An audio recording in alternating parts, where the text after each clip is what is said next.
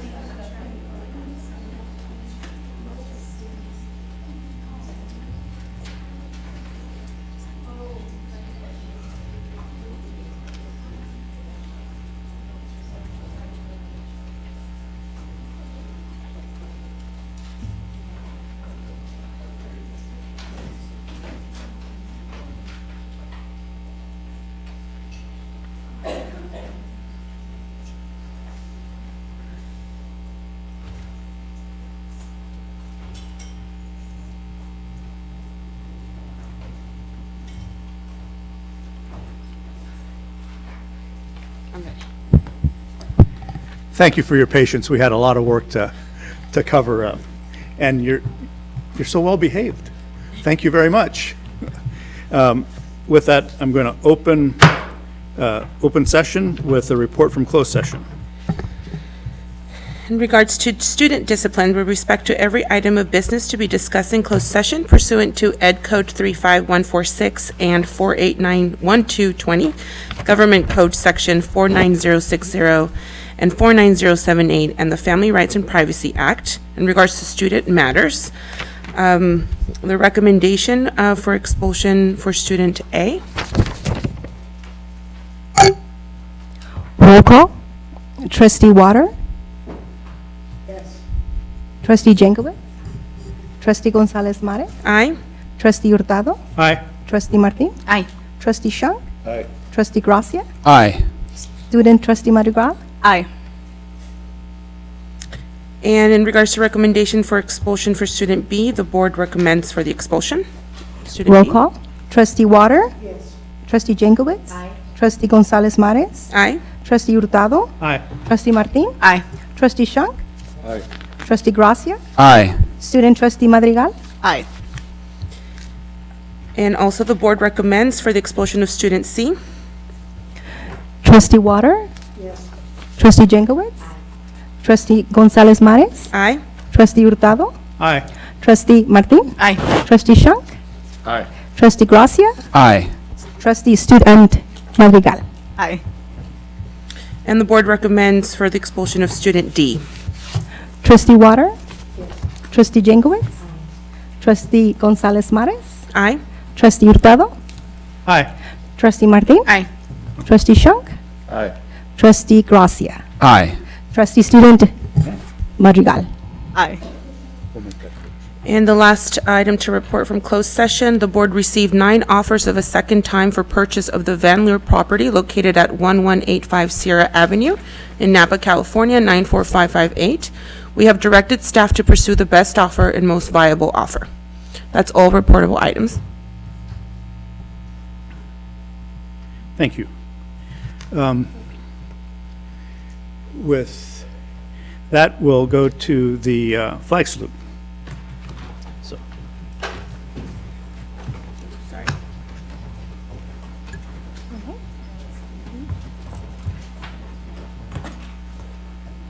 I pledge allegiance to the flag of the United States of America and to the republic for which it stands, one nation, under God, indivisible, with liberty and justice for all. If you could all remain standing for a second, I would like for us to have a moment of silence for the students who were affected in this morning's mass shooting in at Saugus High School in Southern California.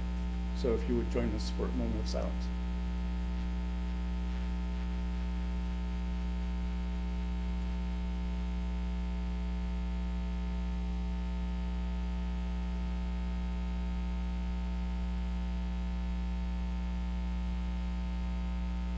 Thank you.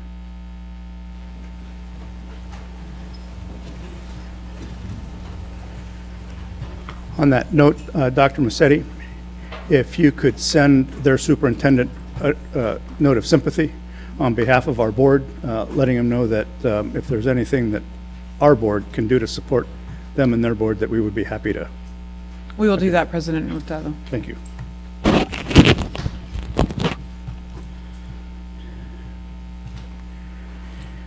This meeting is recorded for live streaming and archiving on the district YouTube channel. Before I ask for the approval of the agenda, I have some changes to announce. We will pull items I-5A, J-2A, and item K-1B.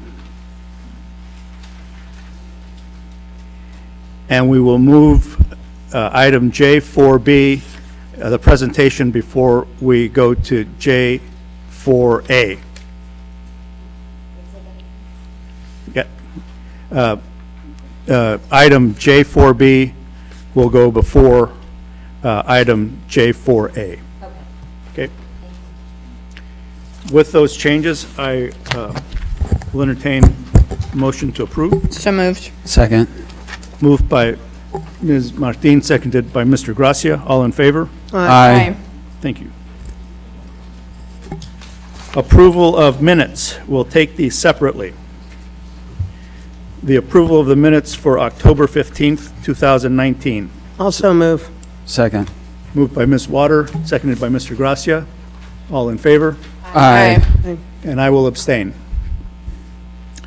The minutes for October 24th. So moved. Second. Moved by Mr. Gracia, seconded by Mr. Shunk. All in favor? Aye. Thank you. Recognition of visitors and employee organizations. Ms. Young? Hi, I'm Viola Young. I'm president of Napa Veterans Association, representing all credentialed teachers, nurses, and counselors. Do we have anyone else? Thank you. Recognitions of Students of the Month. This month we have American Canyon High School and Napa High. Is that right? Yeah. Huh. So, American Canyon. Welcome. Good evening. Our November Student of the Month is Catherine Ong. So Catherine was nominated by her leadership teacher, Miss Melissa Harris. She is on the ASB leadership team. She works very hard and contributes to the school in many ways. Catherine was the student in charge of the homecoming dance. Her ability to transform the gym into a cityscape was impressive. The way she empowered her committee was great to watch. In addition to this, Catherine was in charge of the Halloween activities in the quad. Her efforts to make the school a more enjoyable place for all students were noticed by everyone. Outside of leadership, Catherine is very involved in the NHS club as well as UNICEF. Catherine, along with her fellow students, started the meetings in the library to help seniors write their college essays. She is also part of the blood drive that will happen soon on our campus. She is also planning a benefit concert to be held hopefully this year in the spring. Catherine is a perfect example of how to lead by example and is very deserving of Student of the Month. Catherine.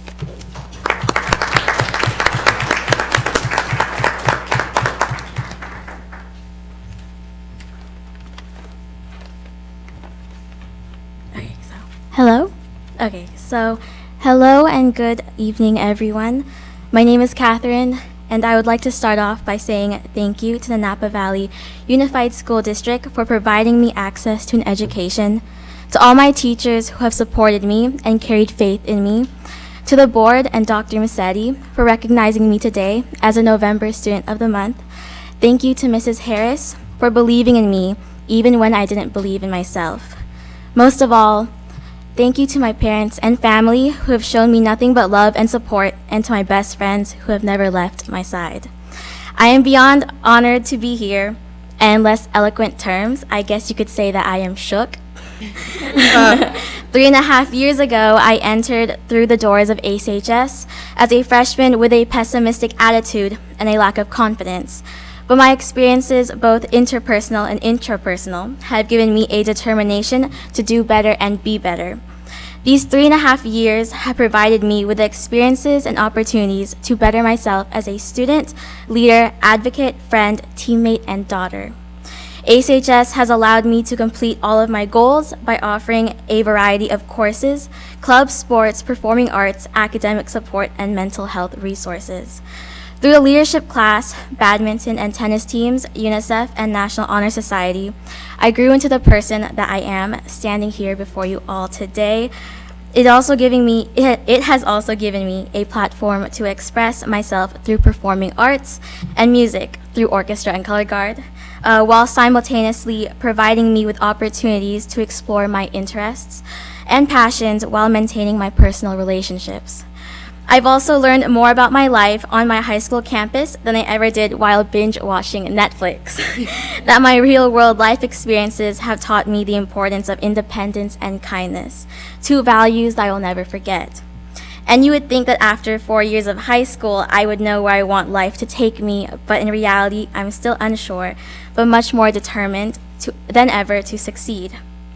After high school, I plan on attending a 4-year university where I will major in biochemistry and minor in business marketing in hopes to one day become a doctor and a businesswoman. My intended specialization is yet to be determined, but that's okay because I have time. All right. Thank you once again for this award and have a good evening.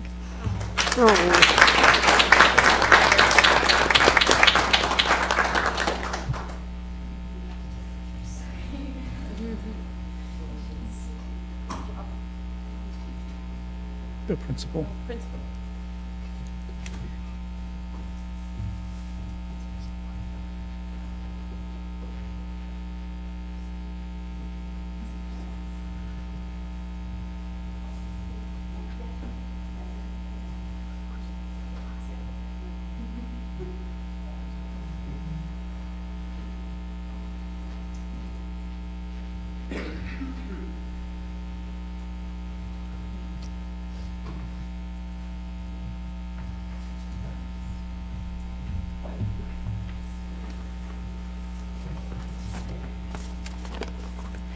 And our December Student of the Month is Nate Yi Ong, and he was nominated by his guidance counselor, Mr. DeMesa. 3 words to describe Nate: diligent, positive mindset, and friendly. His smile is appreciated whenever I greet him in the classroom or during passing period. I admire his strong commitment to excelling and challenging himself academically by taking honors, AP, and community college courses. He thrives on performing well under pressure. His dedication to the school and community is what makes him a strong leader among his peers. He's spent countless hours on developing and delivering projects and events through Boy Scouts and Key Club. In addition, Nate has a passion for the music program at ACHS for the past 4 years. He sets the bar for being a well-rounded student. Congratulations, Nate.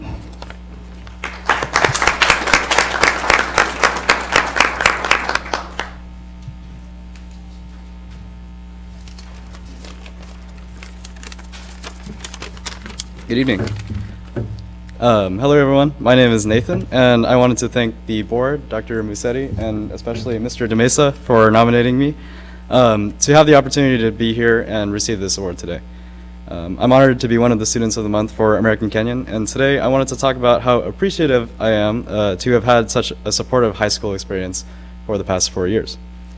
American Kenyon has given me the chance to do great things, as well as meet amazing people both inside and outside of school. American Kenyon puts an emphasis on student-centered learning, which for me has taught me a lot about how to keep my mind open and my goals high. The school culture when I first arrived at high school was very exciting and energetic. It was fresh and new, and it made me want to participate in as many activities as I possibly could, as well as extracurriculars. Being able to explore new opportunities through Key Club, Marching Band, and Boy Scouts were a way for me to learn leadership and time management while also focusing on my academics. There are many other schools across the nation that don't put as much emphasis on extracurriculars and mainly focus on schoolwork. And I think it limits the potential for new ideas, building community, and understanding people, which I think is something that the world really needs nowadays. I am proud to be a part of such a supportive community like American Canyon, and that it's teaching us how to take on challenges and be engaged in the world around us. And I'm glad that our school can serve as a model for others to follow. And without the support and fellowship that I got from American Canyon High, I don't think I would be the student and the person that I am today. So once again, I want to thank everybody here, the board, and Mr. DeMesa for being here and for letting me have this opportunity to receive this award. Thank you.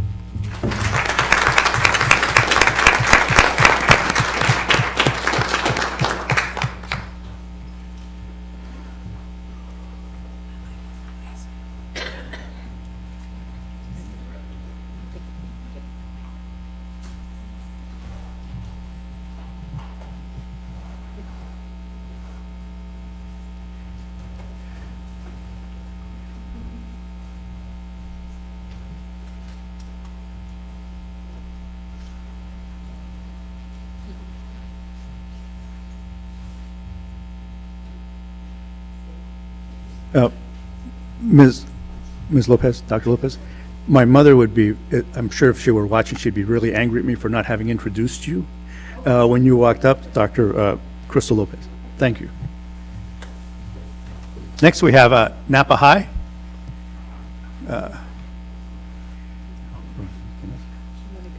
What, is this Monica? Ms. Reddy, welcome.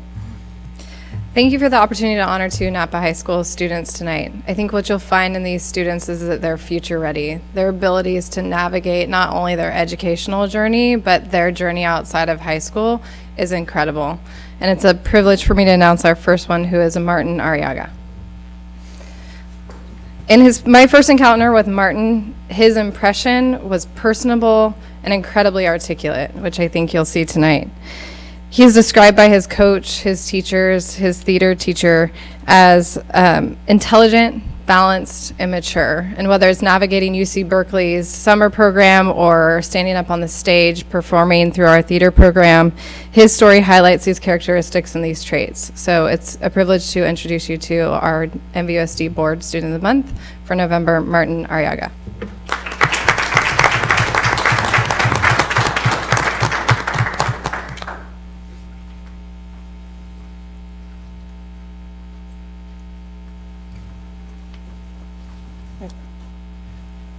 Good evening.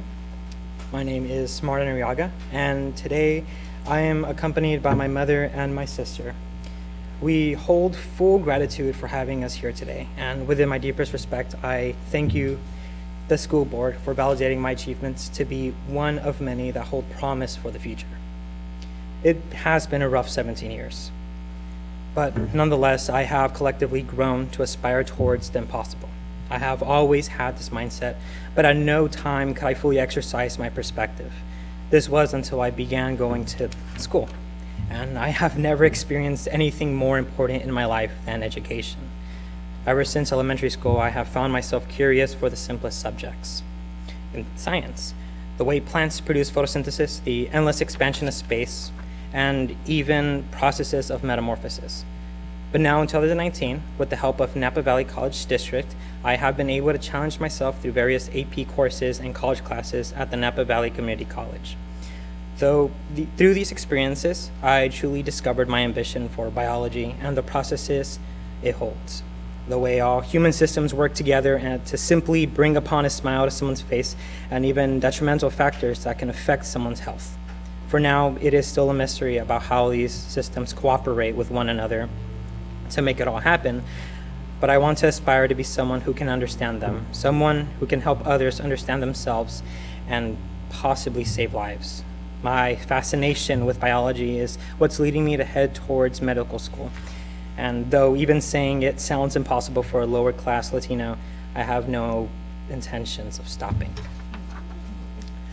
Following through with this ideology, my time here at Napa High School was not uneventful.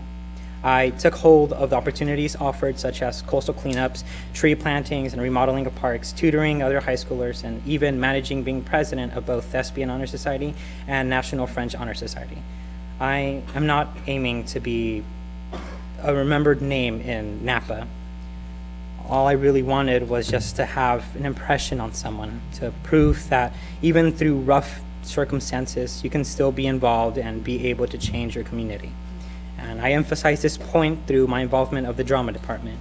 My freshman year, I chose drama to be my elective, and as I saw this opportunity to improve my skills in public speaking and seeming confident when in reality I am not. I am still scared. I shake when I present. I get nervous. But this class has helped me so much in overcoming these fears. It pushed me past my comfort zone and taught me not to be scared, not to stutter, but to be proud. And so I stayed in the class, participating in musicals, plays, and other events so we can raise money for our department and hope to give others the opportunity to benefit from this class as I did. Becoming a more optimistic student, not terrified to be a leader, and more importantly, unstoppable in reaching their goals. And hereby, I give my full gratitude to the school board for the opportunities they provided for so many, including myself. Thank you. That's very sweet.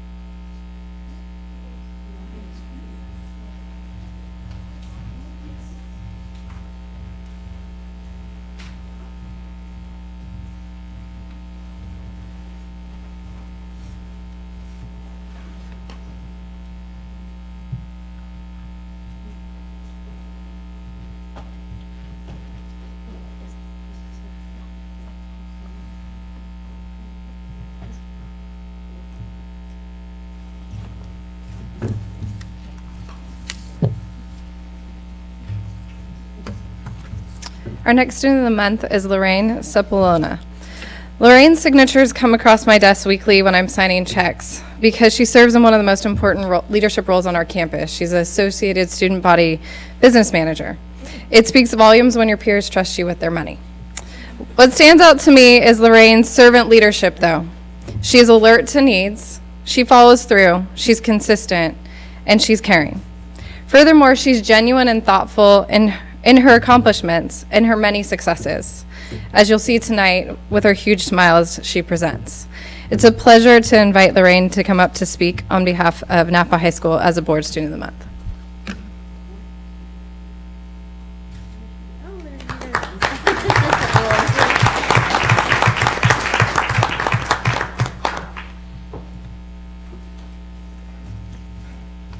Okay. Hello, everyone. My name is Lorraine Sepulona. I would like to take a moment to recognize my family. My aunt and my cousin is here. I would also like to take a moment to thank the school board for giving me this amazing opportunity. Thank you. I am truly grateful for the recognition reflecting my years at Napa High.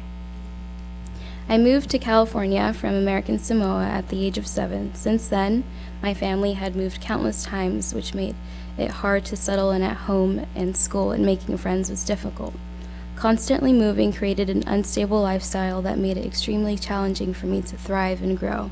Because of this, my family made the decision that it would be better for me to live with my aunt so I could live a healthy life and experience high school the way I should. In 2016, I enrolled at Napa High, and I was undoubtedly nervous. Eventually, I loved going to school more and more because of my amazing friends and the classes I took. In my 4 years at Napa High, I have had so many incredible classes and teachers that inspire me to be myself while learning to be the leader I am today. Most importantly, I have learned how much serving others is my passion. Being in the NHS leadership class gave me the opportunity to help others through community service at the Napa Storehouse, where we deliver food to low-income families, and volunteering at the Knights of Columbus Drive. In my history classes, we were taught about the history of our nation and how other countries struggled to survive because of the lack of resources. This inspired me to take my mission trip to Ecuador in the city of Riobamba. There, I gained more knowledge about indigenous people, and I had the opportunity to help by building a classroom and teaching adults English and to talk to them about what the U.S. was like, while reminding them that their culture matters too, because their mind was set on the idea that they have to change themselves completely to be better. The lesson I learned from my history classes didn't necessarily revolve around the history of our nation, but that I could be anything or anyone and still change the world. I could be doing anything and still change the world. The people I studied in the U.S. history class weren't always doctors or lawyers. They were just individuals who wanted change and to help others. This is something I would never forget because these classes have allowed me to step out of my comfort zone from being a shy and timid girl from an obscure island to stepping into leadership roles like the ASB business manager and the French Honor Society secretary, both of which are very fun roles. All of these experiences will definitely benefit me in the future, and it doesn't just look good on a college application, but it gave me the opportunity to learn what it really means to help people. When I leave Napa High School, I want to continue serving others. My plans consist of going to a 4-year university, and I will major in nursing while studying humanities and health sciences. My dream is to be a part of the Doctors Without Borders organization, so I've been interested in the University of Hawaii at Manoa and Chapman University, NYU, Columbia, and UCLA. Finally, I would like to acknowledge everyone else in this room that works in the service of others, as well as including all of you and our board members. Thank you for all that you do to support students and for giving me the chance to be Student of the Month. Thank you.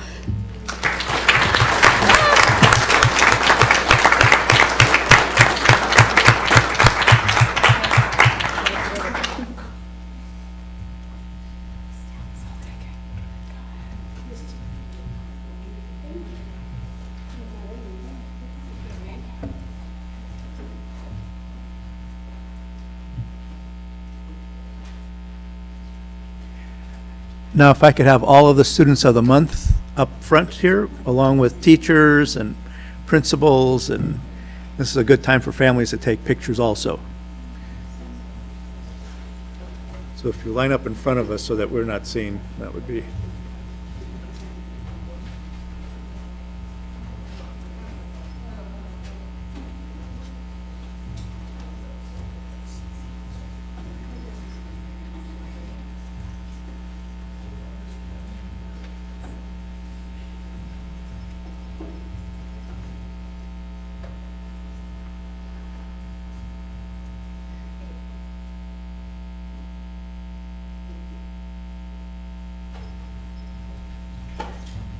Thank you all and congratulations.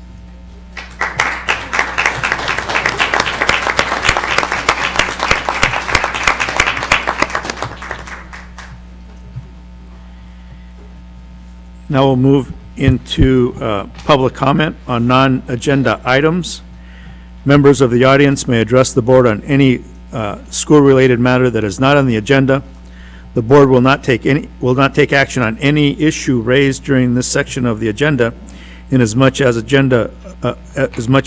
board action is limited to posted agenda items. Speakers are requested to limit their comments to a maximum of 3 minutes.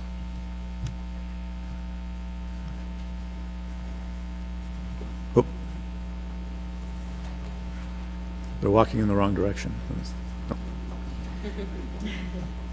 Seeing no one approach the microphone, I will close public comment.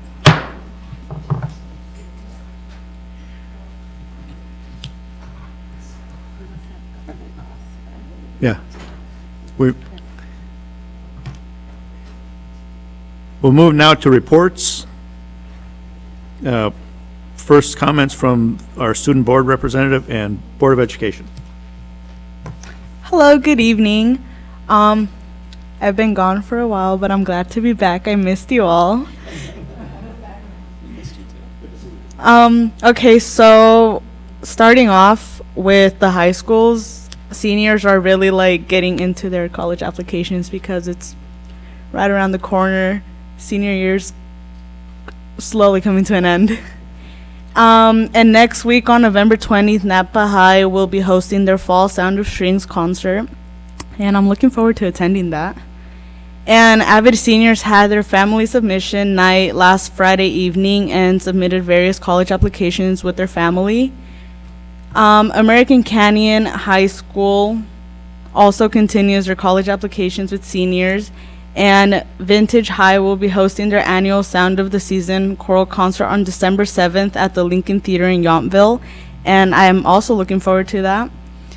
And all high schools are preparing for winter sports because those are around the corner too.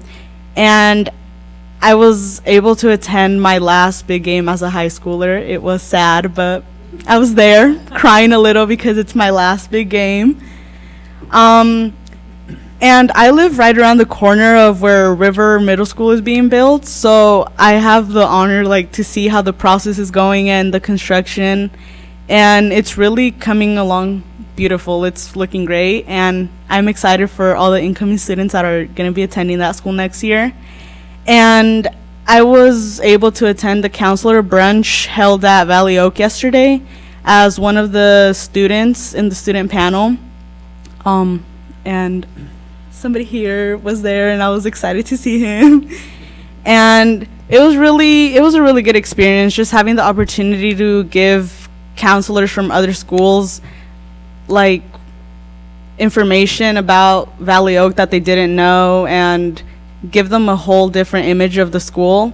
And we were able to give them a mini tour of our school and show them around, show them how our classrooms work. And yeah, that's all I have for this evening. So on the 29th, I was scheduled to visit Alta Heights, but that was postponed due to power outages. So we'll reschedule that one. And then on the 1st, I attended the big game. It was very exciting. Fourth quarter lead changes going back and forth between the two teams. And then the 13th, I attended the Valley Oak Counselor Breakfast. I got to meet lots of counselors from around the district and a chance to interact with some of the Valley Oak students where they were able to tell me a bit about what they think makes Valley Oak special. So that was pretty neat. I attended the Canyon Oaks Best Assembly. The assembly was broken up into two parts to accommodate the kids in the space. I too attended the big game. It was probably one of the more exciting games in which the winner was determined, I think, in the last 30 seconds of the fourth quarter. I attended the grand reopening of Playground Fantastico at the Ridgeview Harvest campus. And I attended the Napa American Canyon Pier Court in American Canyon, run by the County of Napa Restorative Justice Program, where a number of our young people were demonstrating their public speaking skills and, in some cases, accepting responsibility.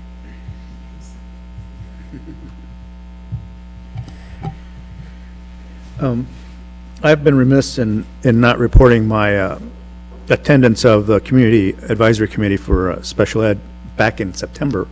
And it deserves some notice because we held a meeting here. Napa hosted the meeting at our request. And I've been attending those advisory meetings for about 4 years. And we had more people sitting at one table on the 19th of September than we've had attend those in all those 4 years. So we fed the parents, we had some childcare, and it was probably one of the most interesting and enlightening meetings we've had with parents around the quality of education and care that they're receiving in our schools. I want to thank all of Napa folks who participated. I'm glad that the County Office of Education took us up on our invitation, and we hope to have, well, there must have been 55 people attended. Yeah, Yeah, so, and I apologize for not reporting that earlier. It was truly one of the best parent meetings I've attended since I've been on this board. So thank you again. I had a couple of school site visits. One had to be rescheduled due to the PSP, but as PSPS.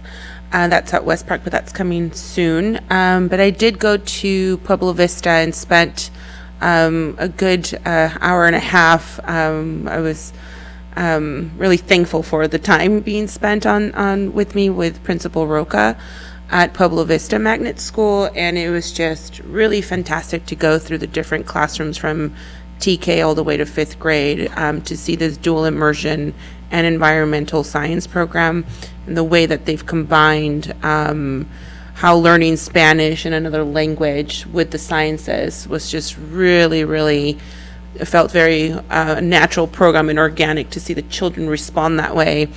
I responded to that very quickly as an English language learner myself. I always found myself very close to science because I could relate to the words, would translate very easy from English to Spanish in my math classes as well. So just seeing the kiddos respond that way and the teachers just really happy and embracing that in a very just beautiful campus, it was really just very, very, very lovely to see that and to see our schools in action. And that was one of my first times in a while stepping on that campus, so it was really great to do that. I had my schedule interrupted by the power outage, as well as my life. And I, too, went to the big game and enjoyed the last 30 seconds.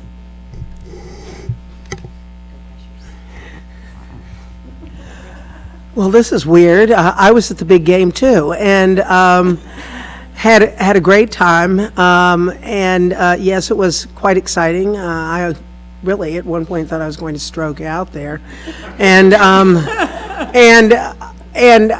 think that this is this the first time that all three of our comprehensive high schools have been in a playoff? Been in playoffs? I don't know. Is it the first time? Maybe. Okay. Right. Oh, it's really remarkable. First game this Can we take credit for that somehow? I mean, It's all you. Yeah, right. Yeah, sports fan. The sports fan. Yeah, and no, it was fun. Saw a lot of old friends, and then I too went to the opening of Playground Fantastico, and because of our dignitary, Mr. Pearson, not being able to speak, they shoved me in front of the microphone, and it was so much fun, and everyone was so happy, and it was great to see people so excited, and lots of kids there, and I got to cut the ribbon, and I learned, that if you want to get a big round of applause, all you have to do is say Jim Roberts, and everybody goes crazy and starts clapping, and I just want to thank the Kiwanis for all their hard work, because it's a wonderful organization, and it's been a, I don't want to say trying, but it's been an exciting fall, hasn't it? We've had a lot on our plate, and I was looking out and thinking, really, we do live in a great place. There are a lot of people who care about kids in this community. So I wanted to say that. I felt it was just a little thing I went to, but I felt really good about it.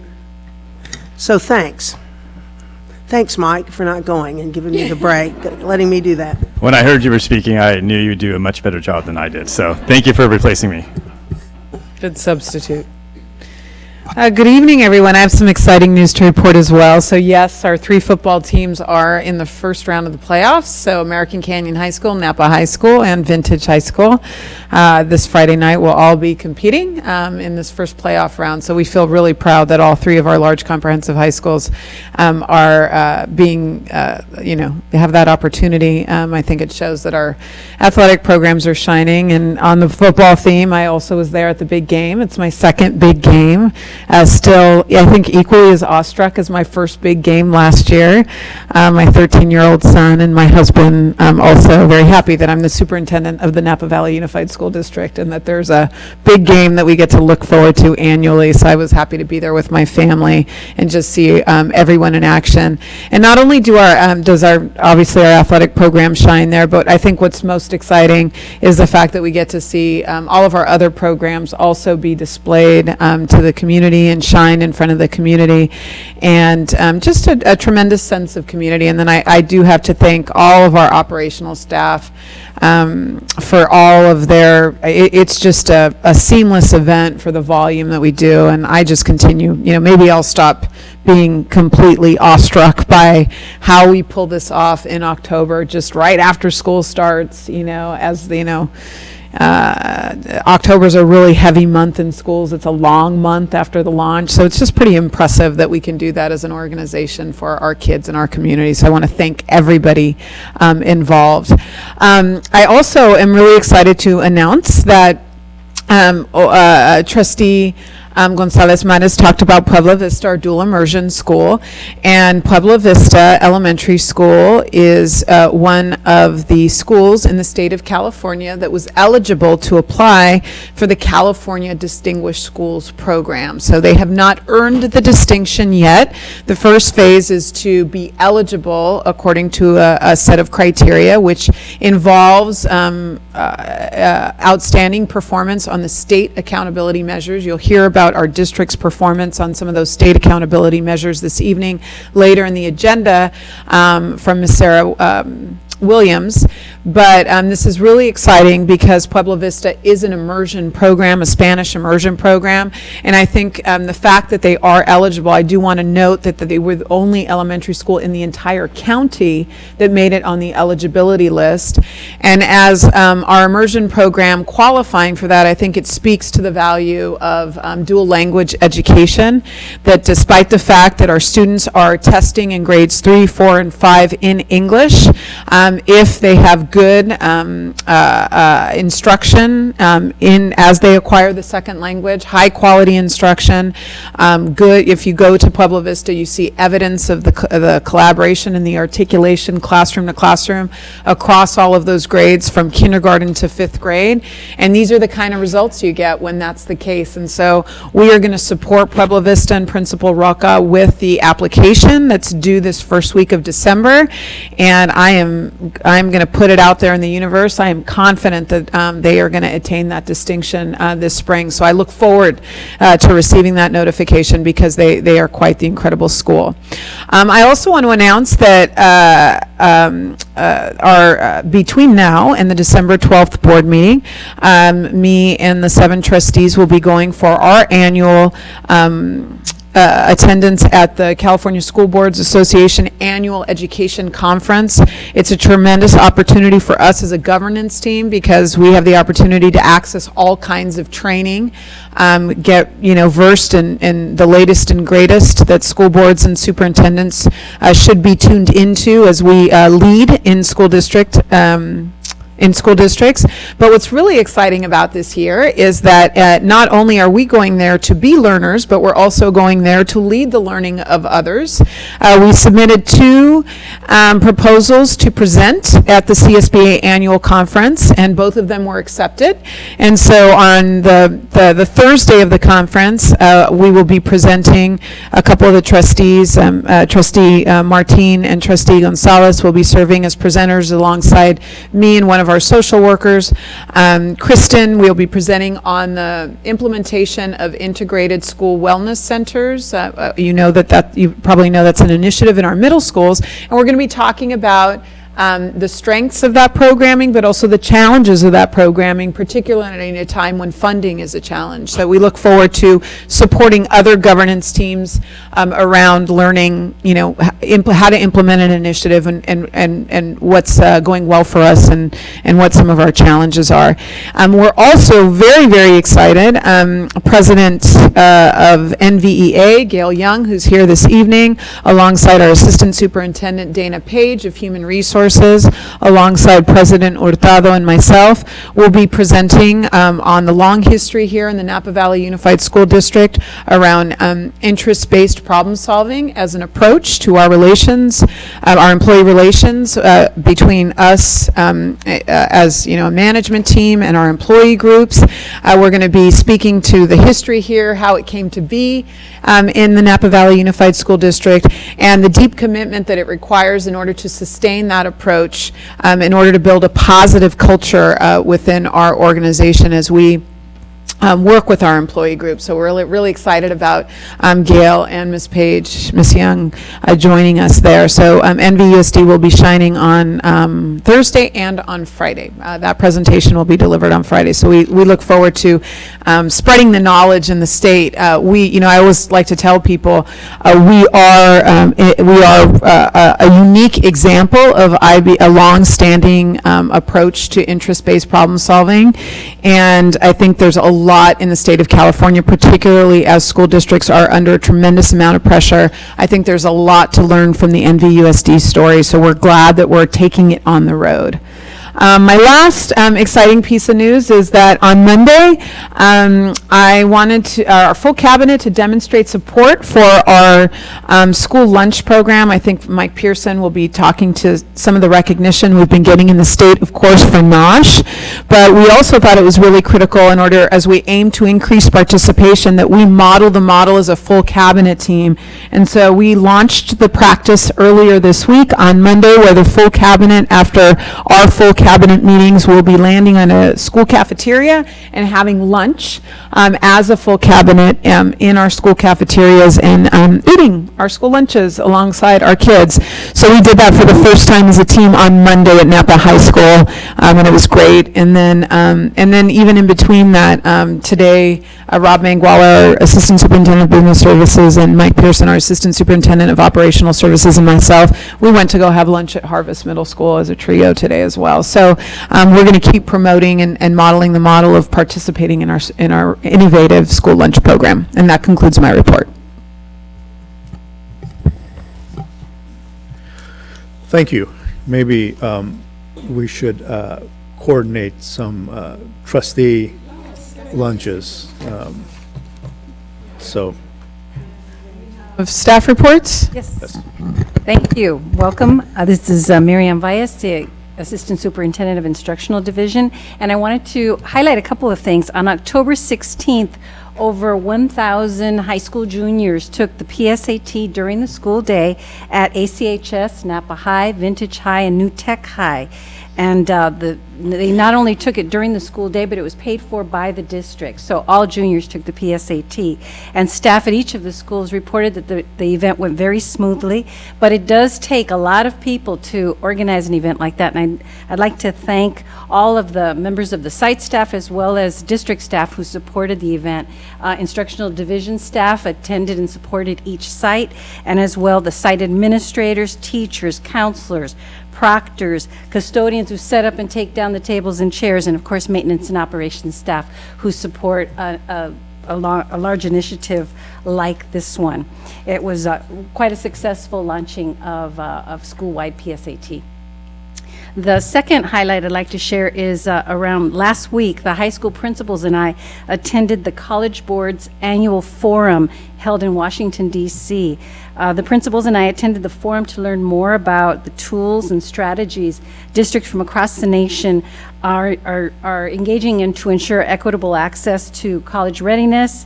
And it was exciting to attend a variety of different workshops where we were learning about how to nurture college-going culture and ensure equitable access. And I hope that we'll be able to do that every year. Thank you. That concludes my report. Good evening. I would like to highlight a few of our efforts over the last few weeks to both develop our own employees and also how we are growing some of our own employees for the future. So one need that we've been hearing a lot from our classified employees is some computer training for our employees who are maybe not in clerical positions or classroom-based positions. They tend to have the computer skills that are necessary for these days. But some of our employees in food services and custodial and grounds and maintenance have been expressing a need to have some basic computer skills. So we work together with the adult school to offer our first computer class of basic computer skills just to our employees for professional growth credit. It filled up really quickly, so we need to offer another one and also the next level up. And we're excited about this because as we get all of our employees literate with the computers, then we can do much more online and digital-based interactions with our employees, which we think will create a lot of efficiencies and improve communication with all of our employee groups. So that was one really exciting addition to our professional growth offerings, and I want to thank Maren Roca Hunt and Edgar Ventura and Rick Jordan from the Adult School for getting that organized. We've the last few years participated in an event at Sonoma State University called Eres la Diferencia, You Are the Difference Conference. This is an opportunity for students to go to visit Sonoma State and to hear directly from educators, from teachers and administrators on their personal journey and story to becoming educators. It's incredibly inspiring to hear all the different reasons why people get into the profession and all of the wonderful things that they've gained personally and professionally, and then Sonoma State also walks them through how do you become a teacher, what's the pathway for getting there, and it's incredibly inspiring. I've attended for a couple years and really enjoyed it. This year I wasn't able to attend, but I want to thank Sarah Williams, who took a group of 55 students along with a couple counselors, Anna Andrea and Amy Martinson, and some parent liaisons who took the group over this year to make sure that they got to have this opportunity. So I appreciate their efforts in assisting us in developing our future educators. And then finally, tomorrow we have our group from New Tech High School, La Promesa program. We're going to come here and go on a little scavenger hunt and learn more about the various careers that we have here in the district office. What's the path for going on those career journeys, and hopefully we will recruit some new employees for the future.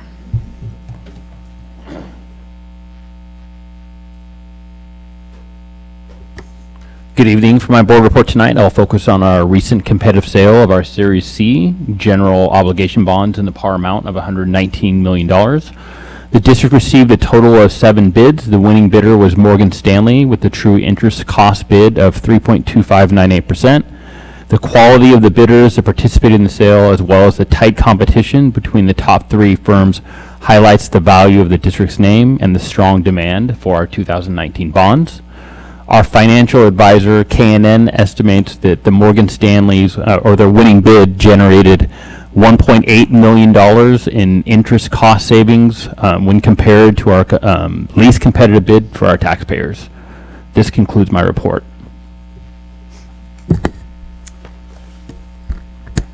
Good evening. I'm Mike Pearson, Assistant Superintendent of Operational Services, President Hurtado, NVUSD Education Trustees, Dr. Massetti, and community members. Thank you for allowing me the opportunity to provide you with the update on operational services. Before I do that, I do want to give a little shout out to some former students of mine at Vintage High School. They're out here in the audience right now. I think they're from their government class. Is that correct? Something like that? Yeah. So is it Mr. Reich? Yeah. Okay. Tell him I said hi. Okay. All right. Excellent. In the maintenance department, we are a lot is obviously happening, but something that's very exciting is going to happen is we're going to have our first student internship program this summer in 2020. We'll be having anywhere from 5 to 8 students who will be in a paid internship for 5 hours a day, Monday through Thursday, and they'll be rotating through the 6 to 8 trades over the summertime. So we're really excited about having some high school students come through, mainly juniors, but potentially some seniors who will have graduated. In operations, it's been mentioned earlier, but between maintenance and operations, they did a fantastic job preparing and staffing the Memorial Stadium for Big Game 48, which was attended by nearly 7,000 spectators. It's no easy task, and they do a fantastic job of making sure that everything runs smoothly. In transportation, we recently hired a driver last week, and we're looking to hire potentially a few more drivers. I know that may not sound that exciting, but for transportation, it's super exciting to hire a driver in the middle of the year. It is really exciting. We also, if you did not know, we did have a bus accident. One of our buses that travels up to Berryessa going northbound No students were in the bus. The driver was okay, but it was a little scary for us, but everybody turned out okay. The bus was slightly damaged. In food service, it was Dr. Massetti mentioned something about an award, and yes, our director of food service, Brandy Dribelis, and her food service program were recently honored by the Association of California School Administrators as an outstanding leader and innovator in the California food system. NVUSD food service program was specifically recognized as one of 6 programs honored for fresh and sustainable kitchens, along with being a self-operating food service program, and it's actually in this magazine right here as I speak. So it's a good job for the food service program. Yeah, exactly. And then finally, one other hat I kind of wear is athletics. And I just wanted to let everybody know that our 3 athletic directors, Darcy Lewis, Jill Stewart, and Cam Neal, along with Marianne Christopherson, who's our athletic director liaison, and Kate Gauger, who's an assistant principal at Napa High School, attended a 3-hour training given by the California Interscholastic Federation personnel, and topics ranged from legal duties of athletics, coaching education, facility inspection, transportation, supervision, et cetera, and things like that. So it's really good that they're doing that. So that concludes my report for tonight. And now I'd like to introduce Kelly Jurgensen from School Planning and Construction, and also from Van Pelt Construction Services, who coordinates the implementation of our Measure H bond program. Kelly.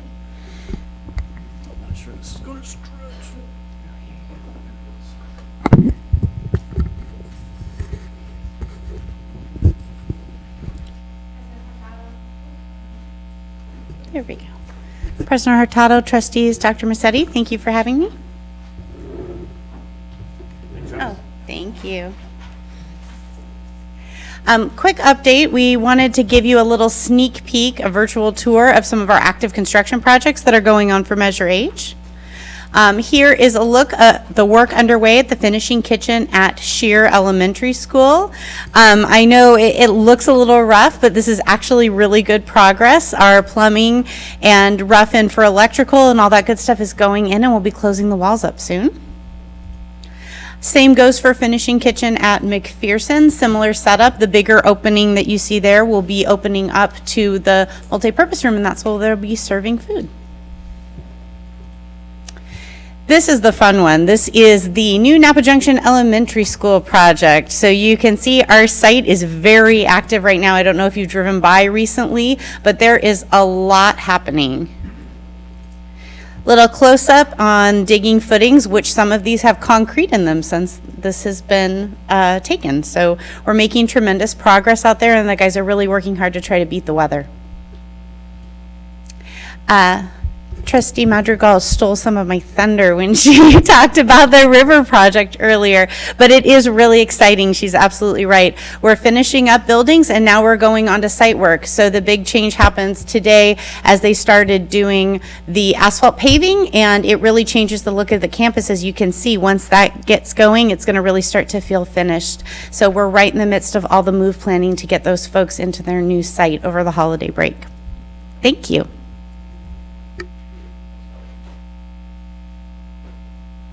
I do get to drive by the new Napa Junction site, and it's a veritable Tonka Toys of activity out there.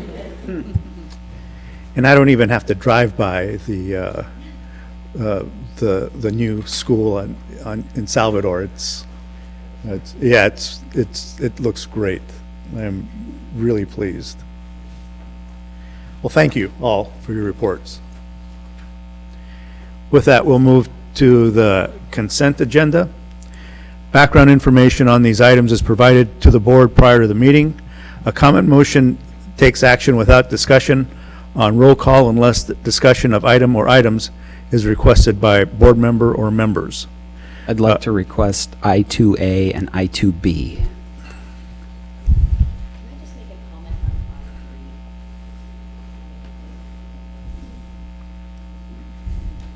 Okay. And yours was? I3. I just want to make a comment, not I don't need it pulled. I don't know what the protocol is for that. I think if you're going to make a comment, you got to pull it. Yep. It's okay. And remember, we previously pulled item I5A. So we have pulled item I2A and I2B and I3A. So with that, I'll entertain motion to approve. So moved. Second. Moved by Mr. Gracia, seconded by Ms. Gonzalez Mares. Roll call. Trustee Water? Aye. Trustee Jankowicz? Aye. Trustee Gonzalez Mares? Aye. Trustee Hurtado? Aye. Trustee Martin? Aye. Trustee Shunk? Trustee Gracia? Aye. Trustee Student Madrigal? Aye. Thank you. Item I2A. So I had some difficulty understanding I2A and I2B, so I reached out to Mr. Rob Manguala, and he was able to help translate into English the text speak that was listed here. So I think I'll go ahead and make sure that I've got this right. Is I2A, we are providing lots of bandwidth to our school sites from the district office. Is that right?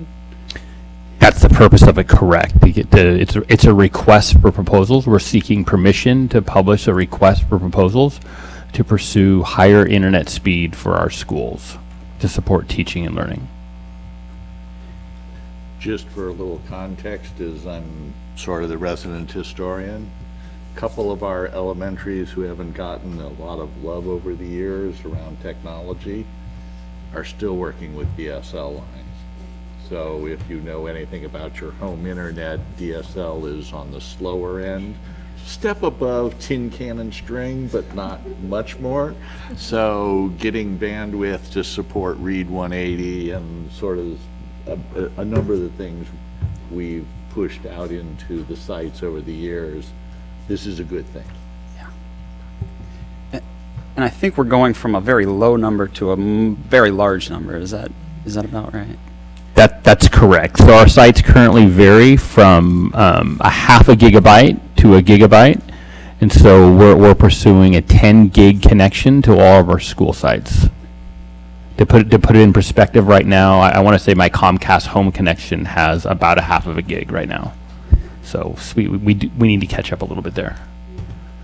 Sounds like it's very necessary. And then on I2B, this is improving the internet at the school itself. Is that right? That's exactly right. So then what happens is the internet hits the school district right here at the technology building. We disperse it out through the school sites through a wide area network. That's the first item. Once the internet hits the buildings, we have to get it into all of our classrooms, and that's all the technology infrastructure, the switches, the routers, the Wi-Fi, all of that needs to support it also. So you need to take care of the weakest link all the way down the line so that students have access to high-speed internet on their Chromebooks and other devices. Thanks for the translation. You're welcome. Item I3A.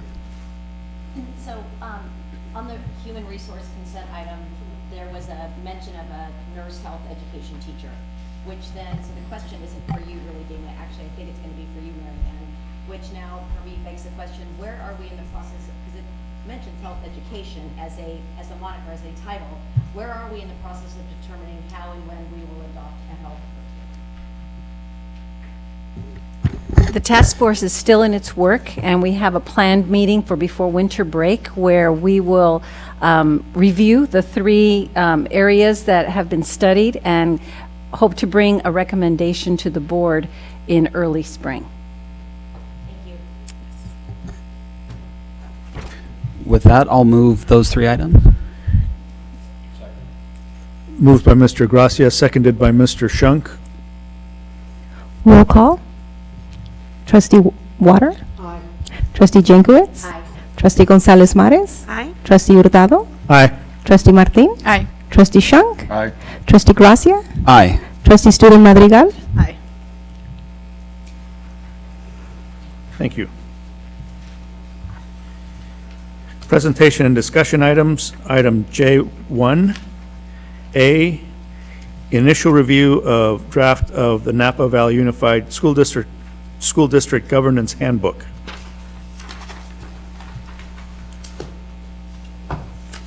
Comments?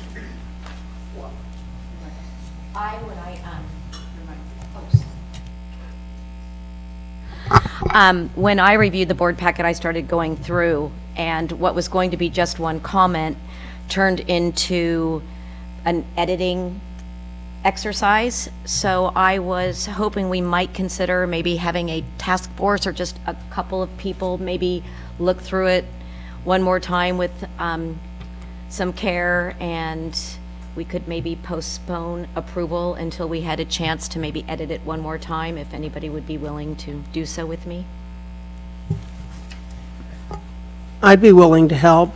This is an initial review anyway, right? It's a Yes. draft. Right. Yeah. Trustees, my goal was to bring it as part of our organizational meeting where many of the governance transitions happened. It felt like the appropriate time for us to engage in the adoption. So if I hear Trustee Jankwitz and Trustee Waters are volunteering, I would appreciate selecting one or two trustees that I can work with directly around any suggested edits. I could send it out in advance of 12/12 to just get a look from the 7 board members to bring the final draft for approval on the 12th. If that sounds okay? Yes. And Sounds so I'll work reasonable. with those 2 trustees on final revisions. Does that sound okay? Yes. President Hurtado? Yes. Okay. And then I was just wondering, in terms of content, just making sure in this initial review, without minutia of specific editorial revisions, do we feel comfortable with the content? Yeah. And making sure that the content is reflective of the work that we did in our 2 governance workshops? Yes. Yes, that's correct. Okay, great. I think it is. Thank you.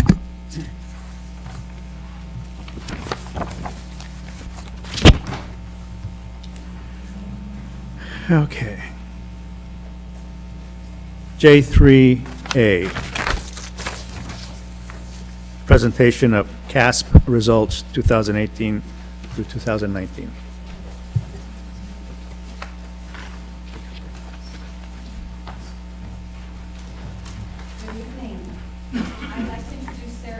Williams, the Director of Assessment, and she will walk us through this, the 2019 CASP results. And the board may remember that we saw a dashboard last year, and that will be coming up in December. Thank you. So currently, what you'll be hearing about is specifically CASP results. And where is it? All right. Here. Good evening, trustees. I'm going to be walking you through some of the CASP summary results this evening. I wanted to mention ahead of time that I worked with Ms. Valles to talk to you also about the December 12th meeting, in which time we might discuss the dashboard. So there are a couple of slides at the end that I won't review tonight that you're going to see again. I just wasn't quite sure what needed to be posted in this evening's docket. So we might skip over the middle couple, but we will come back to it when we talk about the dashboard next time. Okay. All right, so CASP, the California Assessment of Student Achievement and Progress, measures end-of-year results in English Language Arts and Math in 3rd through 8th grade and in 11th. What you're seeing here are our 2018-19 results. For English Language Arts overall, standard met and exceeded only, and mathematics next to that, standard met and exceeded. There are 4 levels: not met, nearly met, met and exceeded. So those are the percentages of students who have, for all intents and purposes, reached proficiency in those grade levels. I wanted to discuss a little bit the demographic breakdown of our performance. Because averages have a tendency to mask where proficiency exists and where gaps exist, I wanted to kind of lay that out for you in terms of our subgroups. So overall, our students are about 48% proficient in English Language Arts and about 35% proficient in mathematics. Our white subgroup shows slightly higher numbers than that. As a whole group, Latino folks are about 30 points lower than our white subgroup, but take a look at the way our language learners break out, some of which, by the way, are not Latino. So our initially fluent proficient English learners. That is to say, those students who come to us and register as having spoken a language other than English in their home, but when they take the language proficiency assessment the first time, they are considered fluent. Those students are roughly 7% of the entirety of our English learner population, which is plus or minus 4,000 in this district, so 7% of that. Those students score well above our other subgroups in English language arts and in math. Our reclassified English learners, in contrast, are students who have been designated English learners for at least 1 year or more. And those students have worked to achieve the reclassification criteria such that they could exit the program. Reclassified English learners also are doing well, generally speaking, but not as well as our initially fluent folks. And they're at 60 and 43 respectively. So English learners are students who take the assessment, who are presently classified as English learners receiving services to help them develop English. And then you can see our socioeconomically disadvantaged subgroup and our students with disabilities and their relative performance. Do you have any questions about this slide?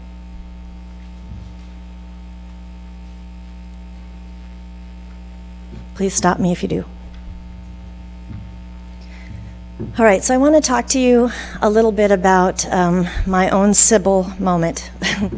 And what I mean by that is, for a long time, with our former accountability system, No Child Left Behind, the focus was on proficiency. No Child Left Behind was a proficiency model, which is to say that if you were a principal running a school, your goal was to help students become proficient, and you had a timeline for getting that done. 2014 was the deadline. If you didn't have all your kids to proficient by then, you were out of luck. Now, that didn't account so much for students who were below proficient but making good growth. ESSA, Every Student Achieves, is a new model. It is a true growth model. So I had some conflict in my mind about how best to present to you trustees the picture and tell the story, because that's what data is. It's a story about how progress is happening and to what degree current standards are being implemented. So I'm going to start at a relatively telescopic view, and then we're going to come in, and that's going to require some instruction, so just bear with me for a moment. What you're looking at right now are our trends over time. You can see that that's a 5-year spread of overall proficiency rate. That is to say, students who have reached standard met and standard exceeded. That does not count for students making growth in lower performance levels. Does that make sense? Okay. This would be cohort progress, again, looking only at proficiency. So what is true about CASP, because we have cohort data from 3rd through 8th grade, that is to say, the students in 2017 in the 3rd grade were the same students in 2018 in the 4th grade who were the same students in 2019. You're looking at a cohort of approximately 1,200 students in those 3 columns for English language arts and math. So that is to say, we're not looking at different children, we're looking at the same children, and we're talking about their proficiency 1 year after another. We can do that with CASP, and then if you'll advance to the next slide, please. We can also do that in middle school. So you can see that in 2017, we're talking about 6th graders who are the same students in 2018 as 7th graders, who are the same students in 2019 as 8th graders just about to go to high school. That's cohort data. We look at the same group of kids over time, and we watch their progress to ask the larger question as a system: to what degree are our students making a year's worth of growth in a year's worth of time? All right. So let's back up a slide, because I assume the invitation is still open to ask questions. So on the ELA side, we're actually gaining traction. On the math side, we're going backwards. I would agree with you. All right. Same kids. So plus or minus a grade level is about 1,200 children. And your questions are? You are.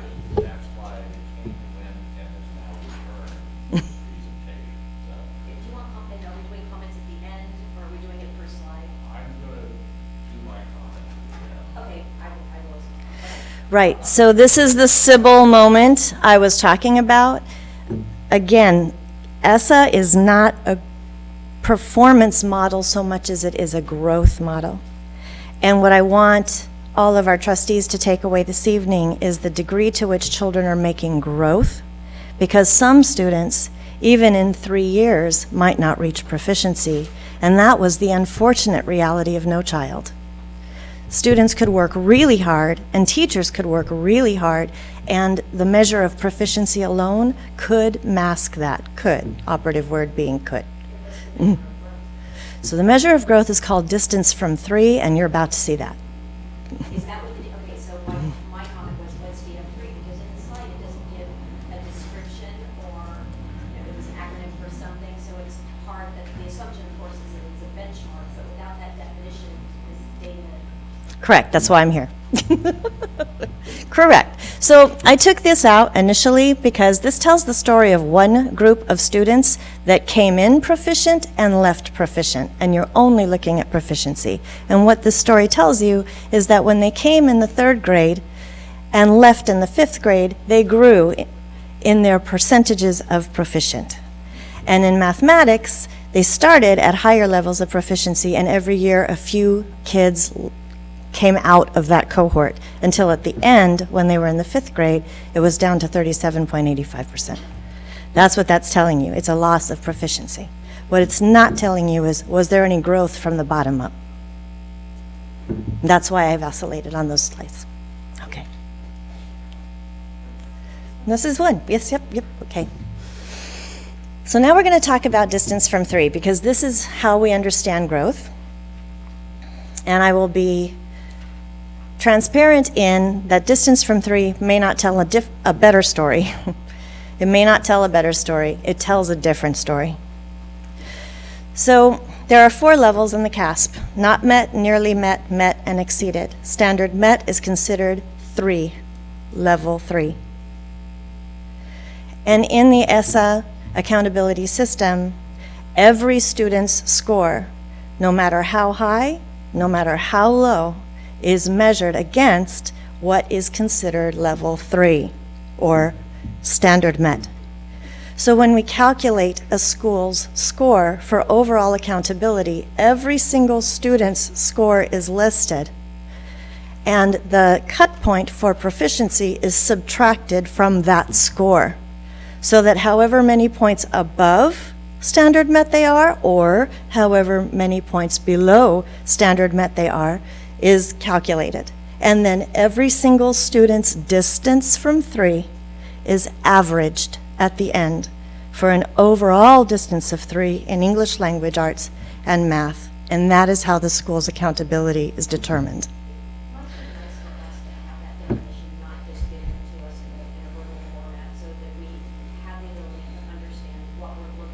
Sure. When we receive the data, Mm-hmm. we can ask the appropriate question. For sure. For sure. I'd be happy to send that forward. Oh, now I don't know. Now you're okay? All right. So distance from 3, using distance from 3, it tells a different story than the cohort data told. The cohort told a story of one group of students over time. This tells a story of every student over time. So when we're looking at the grade levels that are assessed, and you see the 2000 something something score, that's the mean score for that grade level. That means all 1,200 kids, plus or minus, in that grade level were averaged, and that was the mean score. To calculate as a district, the mean distance from 3 then would simply to be subtract that mean score from the cut point, and then you would get your overall distance from 3. And you can see that I've done that for English language arts and for math.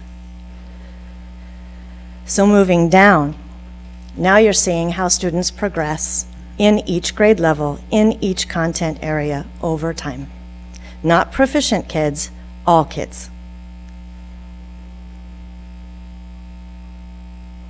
Do you have questions about that?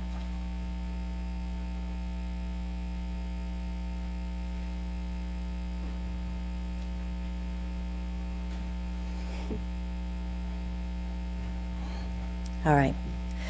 So this is very light interpretation, but just something to think about. And then I want to talk to you a little bit more about next steps. This is just summary data here. So things that we're working from, we've got some professional development in place, first time in very many years where all teachers have had an opportunity to receive deep professional learning around standards. That's in place now, that wasn't in place before. We have had our annual assessment committee meeting. That means I call a representative administrator and a representative teacher or more, depending on what the school chooses to send me, to an assessment meeting here in February, and we determined from our current assessment calendar what assessments we want to move forward with, what we want to keep, and then what we might want to add. And we make agreements about that so that everyone knows what is going to be assessed and they can prepare for that from the assessment calendar.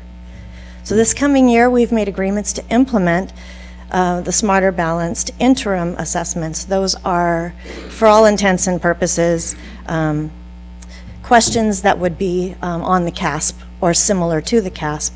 And they are interim assessments which allow schools to progress monitor from the data over time to help understand if students are getting closer to standard met. We will be implementing those across the board at the elementary level this year, and we have optional participation at the middle and high school level. American Canyon High is ready to go with all English language arts and all math teachers. Redwood Middle School is ready to go with all English language arts and all math teachers. And other places, some math teachers are doing it Vintage, but not English. Some English teachers are at Napa, not math. We're going to gather that data at the secondary level and come back to the assessment committee in February to talk about, was it useful, what did you learn, and what can we commit to next year. And then we are also using grading summits as a way of establishing priority standards and proficiency scales so that teachers can speak in a common language about what proficiency is, what it means to be standard met, and how they can know from looking at student work whether it's met the rigor for standard met. Our areas for growth, obviously, we need to support scaffolding instruction for the Common Core, especially for students who are underperforming, because once a student starts to underperform, it looks that it gets worse over time. We need to implement more broadly our SBAC assessments, which I believe we will do. And we need effective professional learning committee processes where teachers are always calibrated around student work and using their proficiency scales to have conversations around how students are making progress toward proficiency. So now I wanted to show you some of the bells and whistles that I nerd out around that you may not.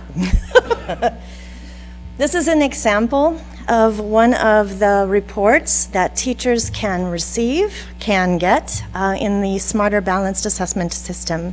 Students take these tests on the computer just like they do the CASP, and the results, this happens to be a math assessment, so it's up to 15 questions. An interim assessment block is a very narrow assessment. It measures a few targets and a few standards, and it gives teachers very targeted data around how their students are doing. What you're looking at right now is an item analysis, and what you're looking at is rank ordered from the top students who scored well, that is to say how well the class did, from item 1 all the way down to item 7, where you can see because I've rank ordered it, there was less and less students who were able to answer those questions proficiently. So in other words, at number 1, 58% of the class answered that question correctly, as opposed to number 7 at the bottom, only 26% of the class answered that question correctly. And that's important because a teacher would need to look at those items to understand these are the things I need to reteach or teach better because this is what my students are not understanding. That's an item analysis, but the fun part happens here. This is a key distractor analysis. So it's important to know how kids are doing on standards, but what's really important is to understand what they're thinking. And you won't know that unless you look at a key distractor. So the key distractor shows, in this particular instance, that C was the appropriate answer, and 37% of the class answered correctly. But look at B. 26% of the students answered that, and D, 26% answered that. So over 50% of the class were distracted, hence key distractor, by answers B and D. So this actually tells teachers what kids were thinking and why they answered what they did. And teachers need both of those pieces of information, not just by item and standard what kids don't get, but also why don't they get it. So you can see here, this is a money problem. B and C and D were the most frequently responded, C being the correct answer. But it's 2 steps. First, you have to calculate what the coins mean, and then you have to do a subtraction problem to answer the question of how much more money does someone have over someone else. 4th, I believe.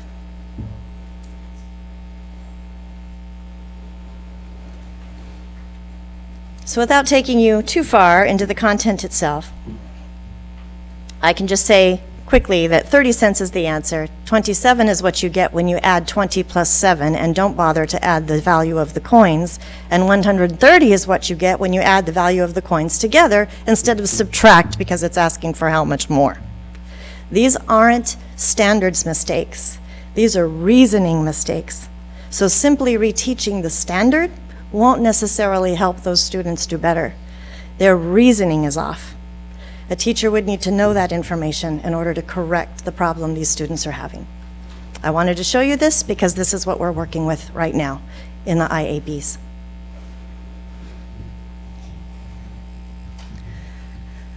Okay, so the shift to Common Core has been a rigorous one, and we've had some bumps in the road here in NVUSD trying to figure that out. Professional learning is going to save us, though, and it's going to happen a lot more frequently and a lot more deeply, which is good. We're working right now actively to find the right indicators vis-a-vis the right assessments that will inform instruction so that teachers can look at student work and make approximations about the learning and then act on them. And we're currently rolling out tools for calibrating around standards as part of the strategic plan and also the master plan for assessment. And we have a number of other things in place. For instance, the coaching cohort through Napa Learns, where mathematics teachers are being coached around the implementation of their current curriculum standards, and work with the Math Center where other schools are receiving that work as well. The Bridges implementation at the elementary level, California Math at the middle. We have leads in place. Our district TOSAs are working directly with leads around that instruction and getting calibrated there as well. We have a lot of things happening on the front of professional learning. Marianne, did you want to speak to any of those? Yeah, obviously we see the challenge that we're facing in secondary mathematics. And as this year moves through, the teachers and the principals are working on the development of they've already identified the priority standards, but now the work is around the proficiency scales, which is defining what is good enough around a standard and how do you teach it? What are the resources and the strategies for teaching at proficiency and then supporting a student who isn't there yet to get there. So that defining work is going to be completed this year. Next year, we're looking to partner with an organization who can help our secondary math teachers get the support and coaching they need to address getting to proficiency at higher levels. I guess I have a little bit of a concern and this is both a question and a comment, I guess, about focusing on secondary, because it's really elementary and middle that prepares them for secondary. And the data point that I saw this week is 243 out of 374 LEAs statewide have been identified for differentiated assistance based on students with disabilities alone. So, hi, Terry. And I guess I'll get, when we get to more broader comments, the concerns around some of our subgroups, but even looking at just that one subgroup, that's why we're going to be involved with CCEE and one or more county offices of education. So I guess it starts sooner than secondary. Absolutely, and I want to make sure the board and the community knows that we will continue the work we're doing in elementary. I highlighted the secondary work because right now we don't have a partnership that's providing the professional learning and coaching at the secondary level. We do have that in place in elementary.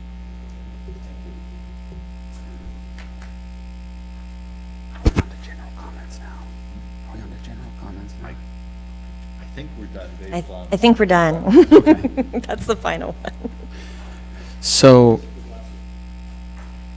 while that is definitely not good news, I want to say thank you to the staff for having the courage to bring this news to the board. Previous staffs might not have had the same courage demonstrated tonight to bring this kind of bad news to the board. But you did, and you have my thanks. It is only your continued courage to share bad news with us that we can identify the problems we face and then resolve them head on together. Now, if you wouldn't mind going back to slide 5. That's the one.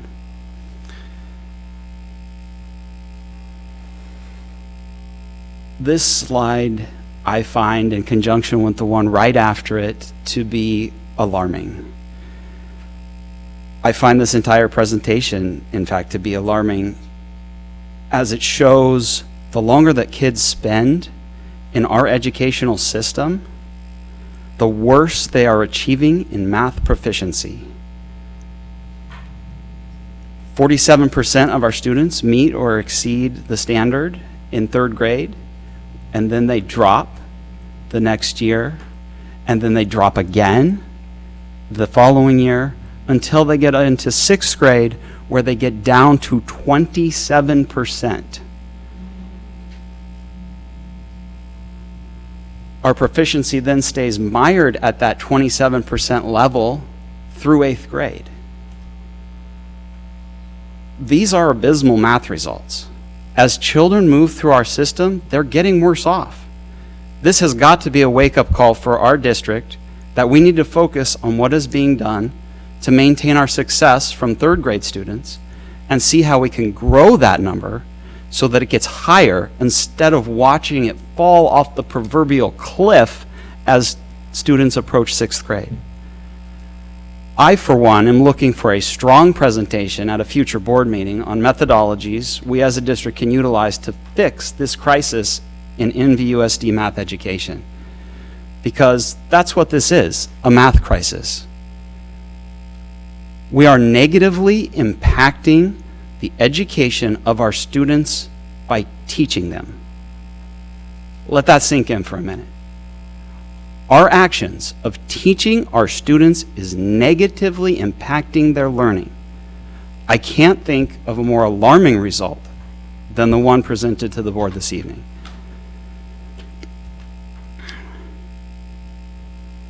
There is reason that goal 1 of our strategic plan is student achievement. It's because it's the most important function of the school district. Student education is the basis for the existence of any school district. And to have the strong efforts of our teachers wasted is completely unacceptable. I know that teachers are out there every day giving their best to help our students, but they need our support. We as a district need to figure out better ways to help the teachers produce positive math results for our children. I challenge staff to be strong leaders in our drive to return the district to excellence in mathematics instruction. I also challenge staff to search far and wide for solutions to stem the knowledge and proficiency loss and reverse these trends. I want to see growth after third grade, not declines. This is a math emergency and needs to be treated with the urgency that requires, because we're not providing our students with the tools that they need to succeed. And that must change. I implore you to bring to the board new ideas, interventions, and solutions, because what we have been doing is clearly not working. This is a type of all-hands-on-deck emergency that we need to focus on with great zeal so we can begin to turn these results around. I hope that we can begin by really studying this problem. I would like to see maybe a series of future presentations on the topic of math achievement. I think one such presentation could cover what we're currently doing so that we have a clear picture of what we're starting from. An analysis of how we got to the point where our educational structure has become a detriment for our students, I think, needs examining. I feel a map of how we got here can often be helpful in designing future improvements. I'm not interested in assigning blame, but rather in learning from our past, because if we don't learn from the past, we're doomed to repeat it. I would eventually like to hear how any proposed solutions are going to be different than what we have been doing, because our current course does not seem to be working. The excuse at the end of the presentation that adopting Common Core is hard isn't going to cut it. It was bold to list strengths of any kind in a program that fails over 65% of our students district-wide.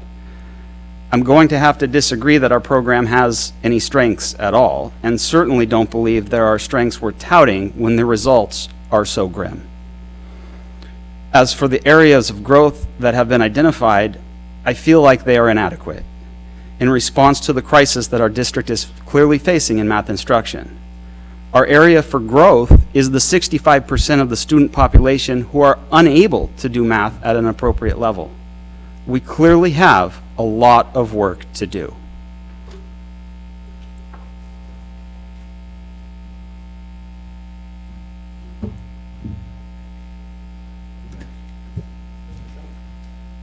So, the board has been concerned with math results for a number of years now.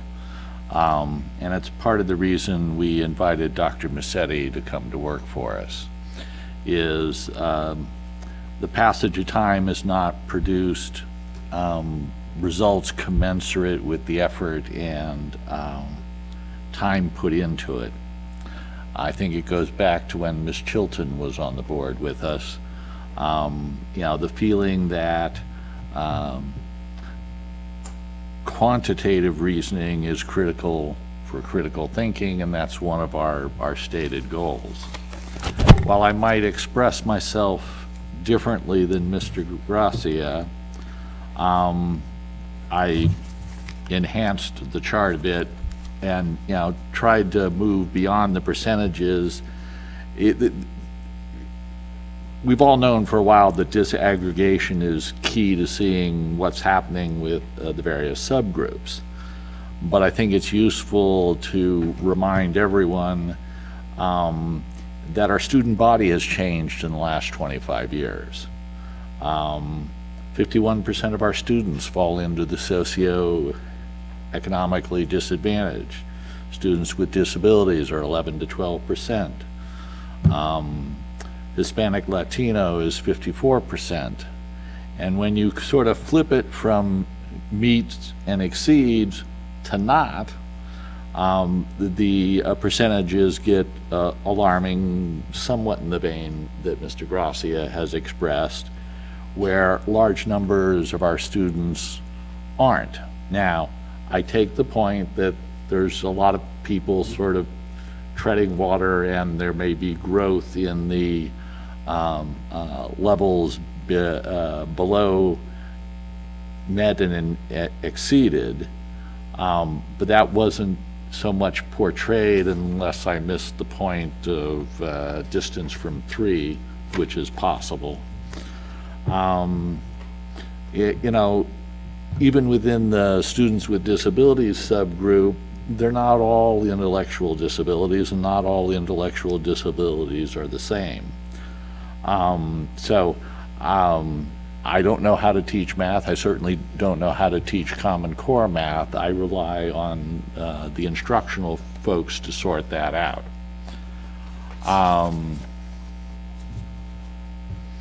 It's just, in the 25 years, a large portion of the kids in our district fall into the subgroups that are doing worse than average, and worse than the white subgroup.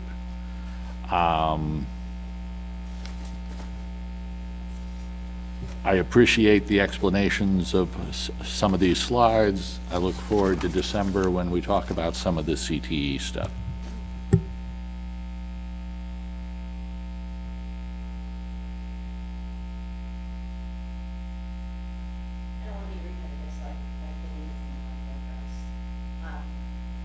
These tests are given statewide, they're standardized, so we can measure academic standards on a comparative basis. So what tools are we going to use to assess our own performance outside of professional development, which I truly value, and value the fact that we've now implemented that into our calendar?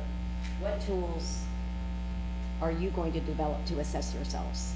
And are we effectively using the tools? Sarah, when you went through understanding learning by item, and some of you, you're geeking out, you may understand and be able to use those in an efficacious manner. Do we know that our faculty can do the same, and that they understand how to use those tools in an effective manner that will resonate not only amongst themselves as a learning community, as a learning community, but also then obviously to our students? And I do appreciate the work that's being done, but I'm going to have to piggyback on a couple of things that were said, that defining some of the things that we defined as areas of strength, I would categorize them as steps. And areas of growth, while I appreciate the need for progress monitoring, it seems to me that an area for growth should be initiating that progress, understanding what our achievement benchmarks are, what they mean for our learning communities, and taking a much deeper dive into the why, which, Marianne, it sounds like we're going to do. And I understand and the how did we get there. So I understand that there are 2 different philosophies that have been mandated by the state, but that's too ambiguous. I mean, we're going to have to, at least in the information given to us, I think we need far more detail than kind of the generalizations, because the percentages as they've been presented tonight are concerning. Do we have this data broken down by cohorts, demographics, individual sites over a 3 to 5 year time period? Because that's something I would be really interested in seeing, so that I could take a deeper dive and understand, so that when you make generalizations, maybe I can support that understanding in your comments by understanding it far more specifically, because it's difficult to grasp the trends and the statistical relevance of some of this without having specific supporting data. And then at the end, I'd also like to see more developed answers on the takeaway, to better articulate the how, because the depth of the presentation didn't allow us to understand next steps the way I would like to understand next steps. Ms. Water, is it all right with you if I take 2 minutes to respond to Ms. Jankowicz before we get to your comments? Is that okay? Ms. Valles, could you turn it to the distance from 3 slide, please? I want to point something out. Mr. Gracia, you said something that kind of resonated with me, and then you followed up. So the first thing I will say to all of our trustees is, at any time you wish to have a special study session that would go more deeply into any of these data, I'm here for you and I am ready. Just let me know. I wanted to point out that in 3rd grade, and in mathematics in particular, yes, we do descend, but we didn't even start from 0. And I wanted to point out 2 important instructional truths around English language arts that makes that different from mathematics.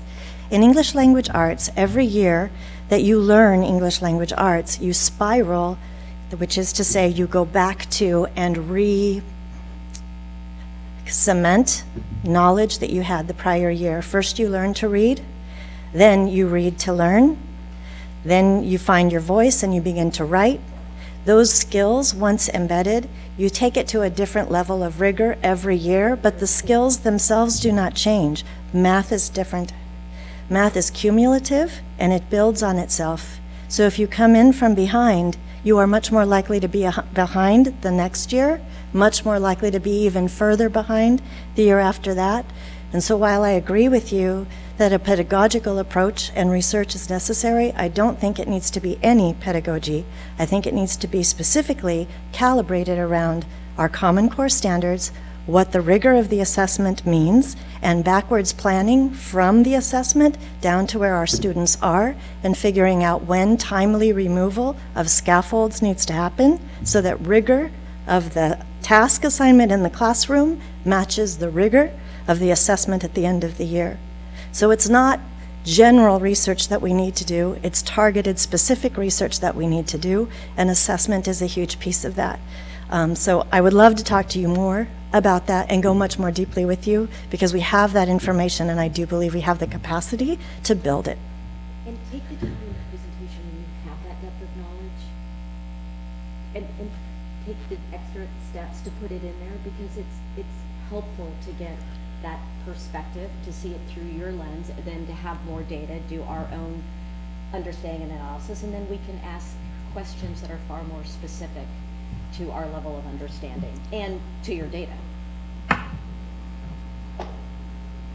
Thank you, Ms. Woodard. Oh, okay. Yes, I do have a couple of questions. I do agree with much of what the previous speaker said. One thing is, could anyone give me an idea as to why our initially fluent English learners are doing so much better on on this test in both ELA and math? Why is that, do you think? I can't make too much conjecture without knowing the students I'm talking about and looking at their historical performance over time. But what I can tell you that makes initial fluent proficient students different from other students, including English-only students, is that in order to initially reclassify, you have to have a very proficient and in fact advanced perceptive understanding of language. And because CASP is largely around reading, writing, and the execution of argument with evidence for your argument, even in mathematics, students who have incredible language skills are going to do better. Okay. Also, strengths, under strengths, areas for growth, strengths, the last thing here is something called a grading summit. Grading summit work to establish priority standards and proficiency scales in math and ELA. What does that mean exactly? What Thank you. is a grading summit? So grading summit is when our district TOSAs, our district specialists, come together and work around professional learning with teachers to go through the priorities, which is to go through all of the standards, and to determine of the standards, if you can think of it like a tree, there are standards that are like the trunk, where other standards that are like that base standard branch off of. So if you teach the trunk standard very well, you will in fact incorporate all of the branches. So we bring our specialists together to do professional learning around the standards themselves, so that teachers can identify which of the standards are going to help our students have the broadest understanding of the rigor of the Common Core, and then focus on the instruction of those standards. We don't just teach those standards, but we make sure that we teach those standards exceptionally well, because it addresses much more learning around the perimeter of that content area.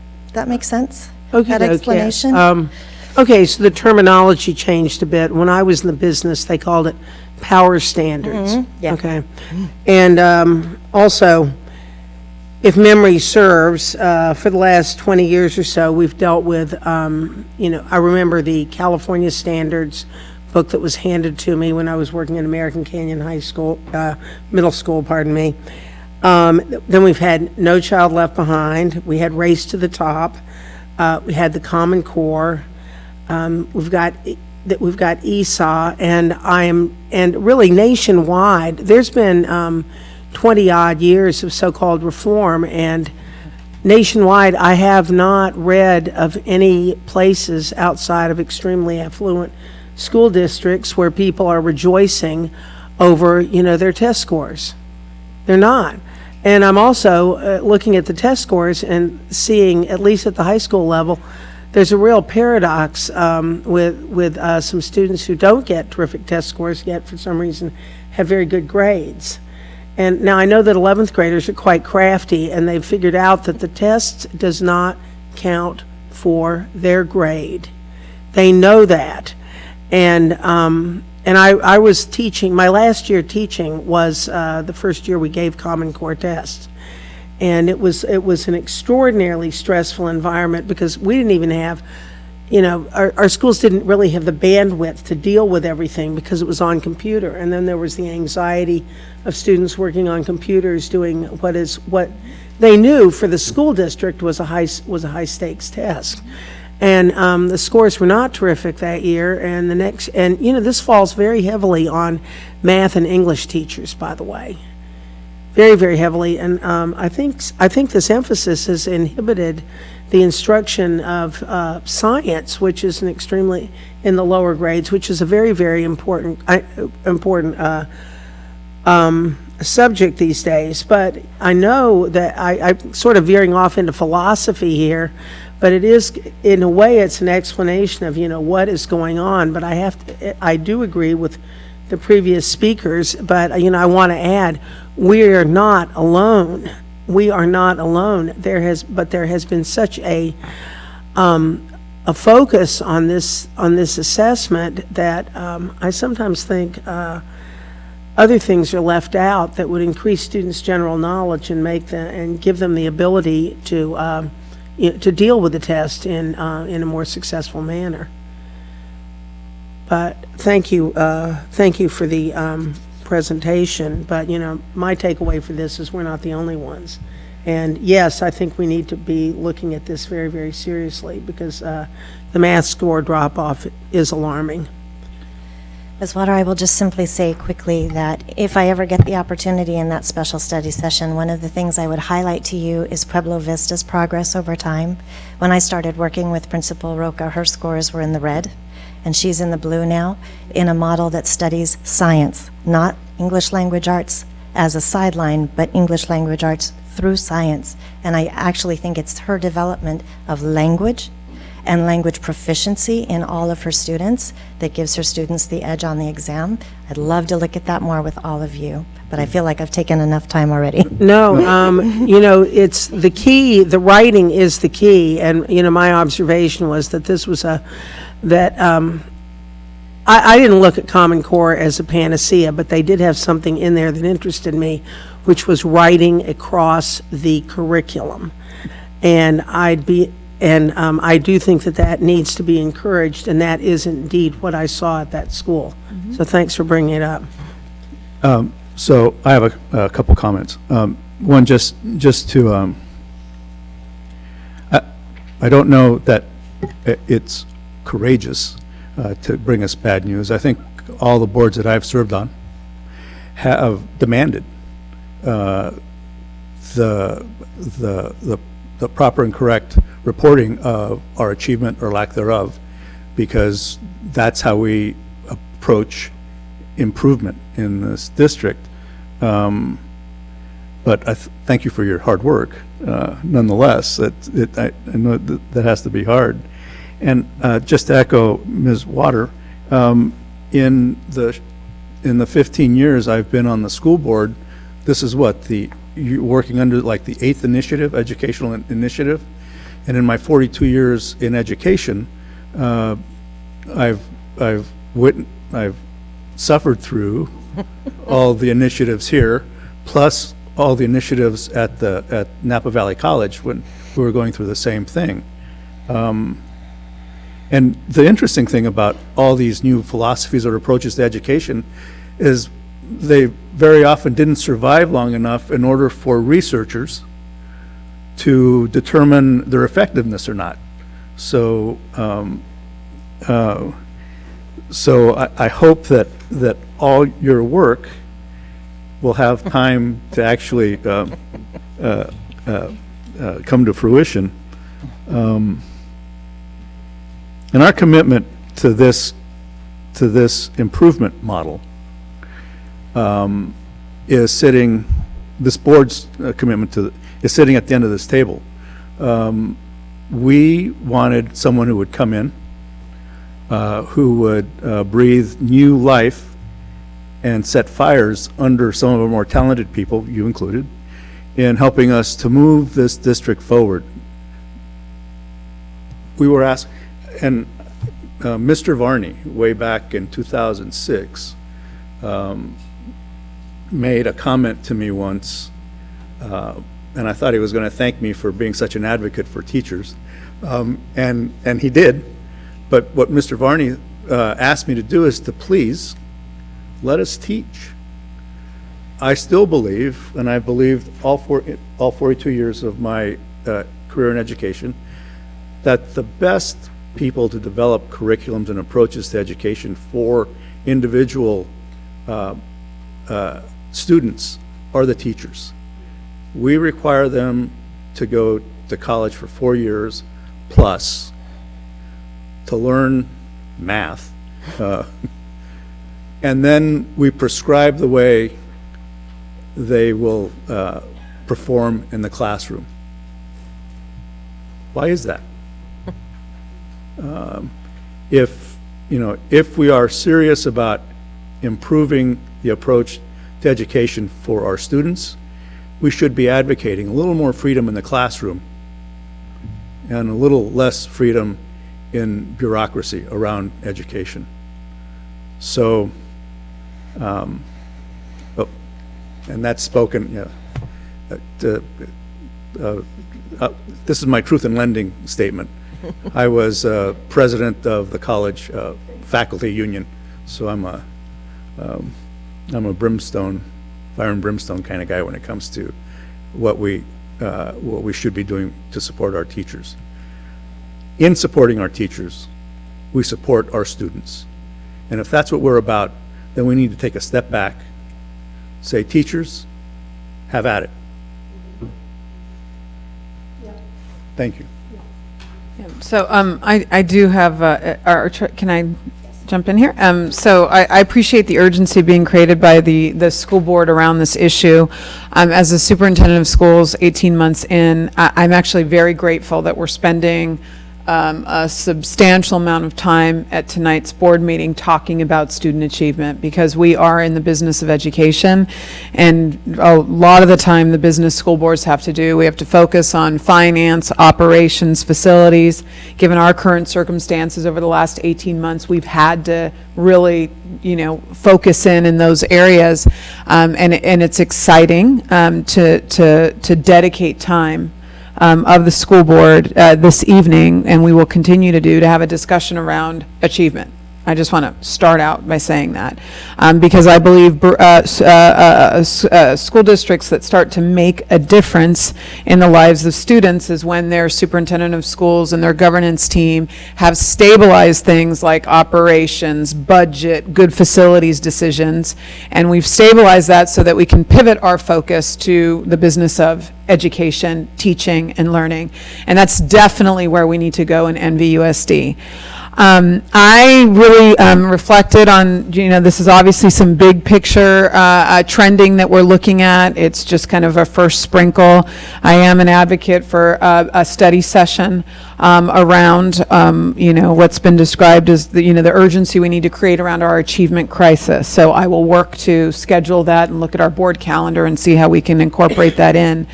But I do see, it's hard. I'm trained, I have a doctorate, so I don't want to make leaps around root causes and these student outcomes, but I really do feel fairly confident saying that some of the issues that are at the root of some of these results you could trace back to my 90-day report that I shared last fall, where the district has a history. Now, we're talking about Common Core like it's a recent shift. We're actually close to 7 years in.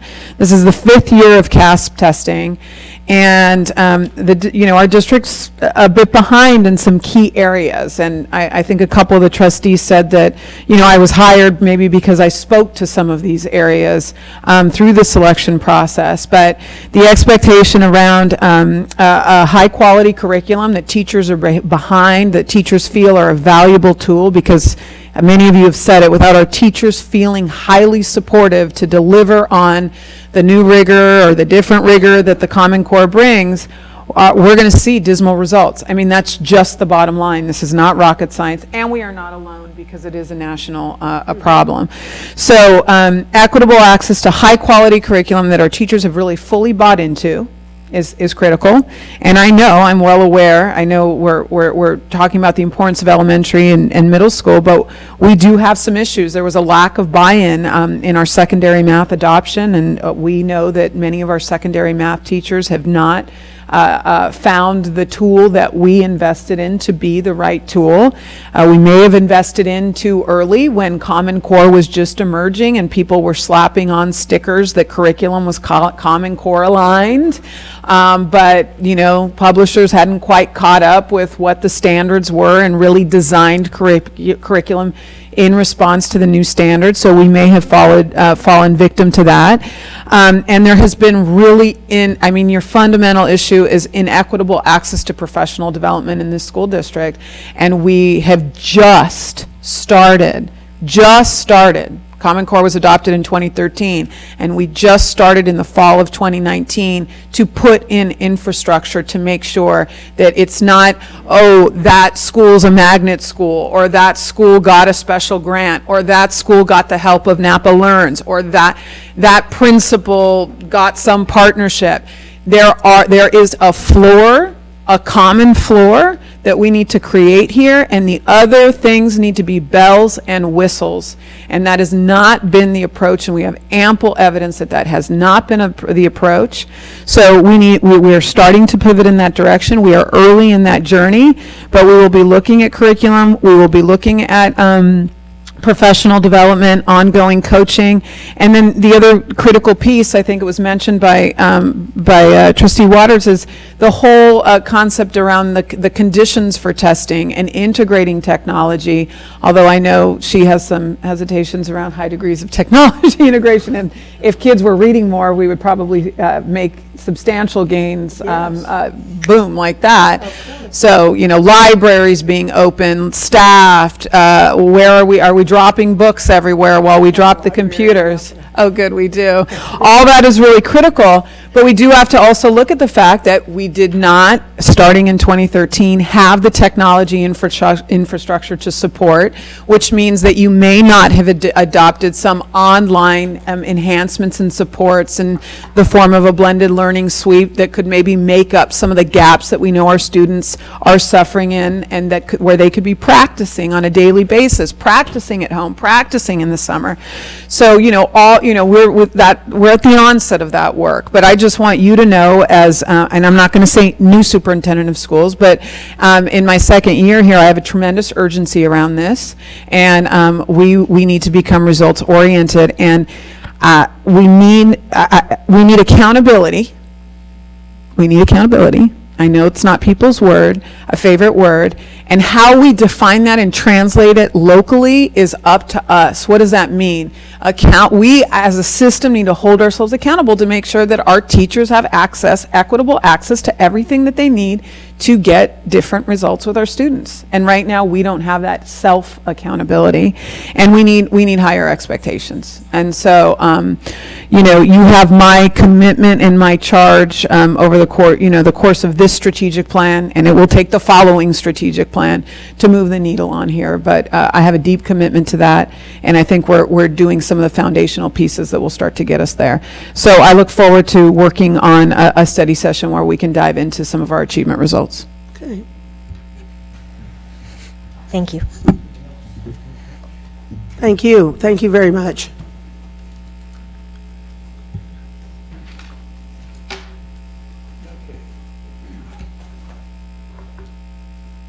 So now we'll move to item J. We moved item J4B in front of item J4A. And we have one speaker card.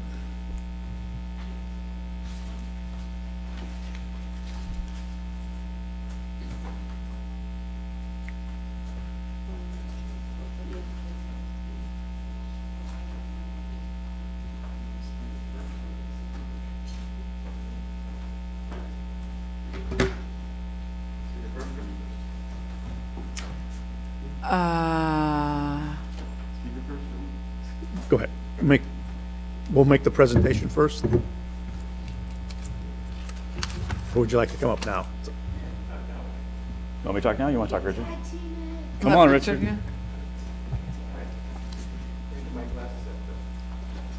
Okay.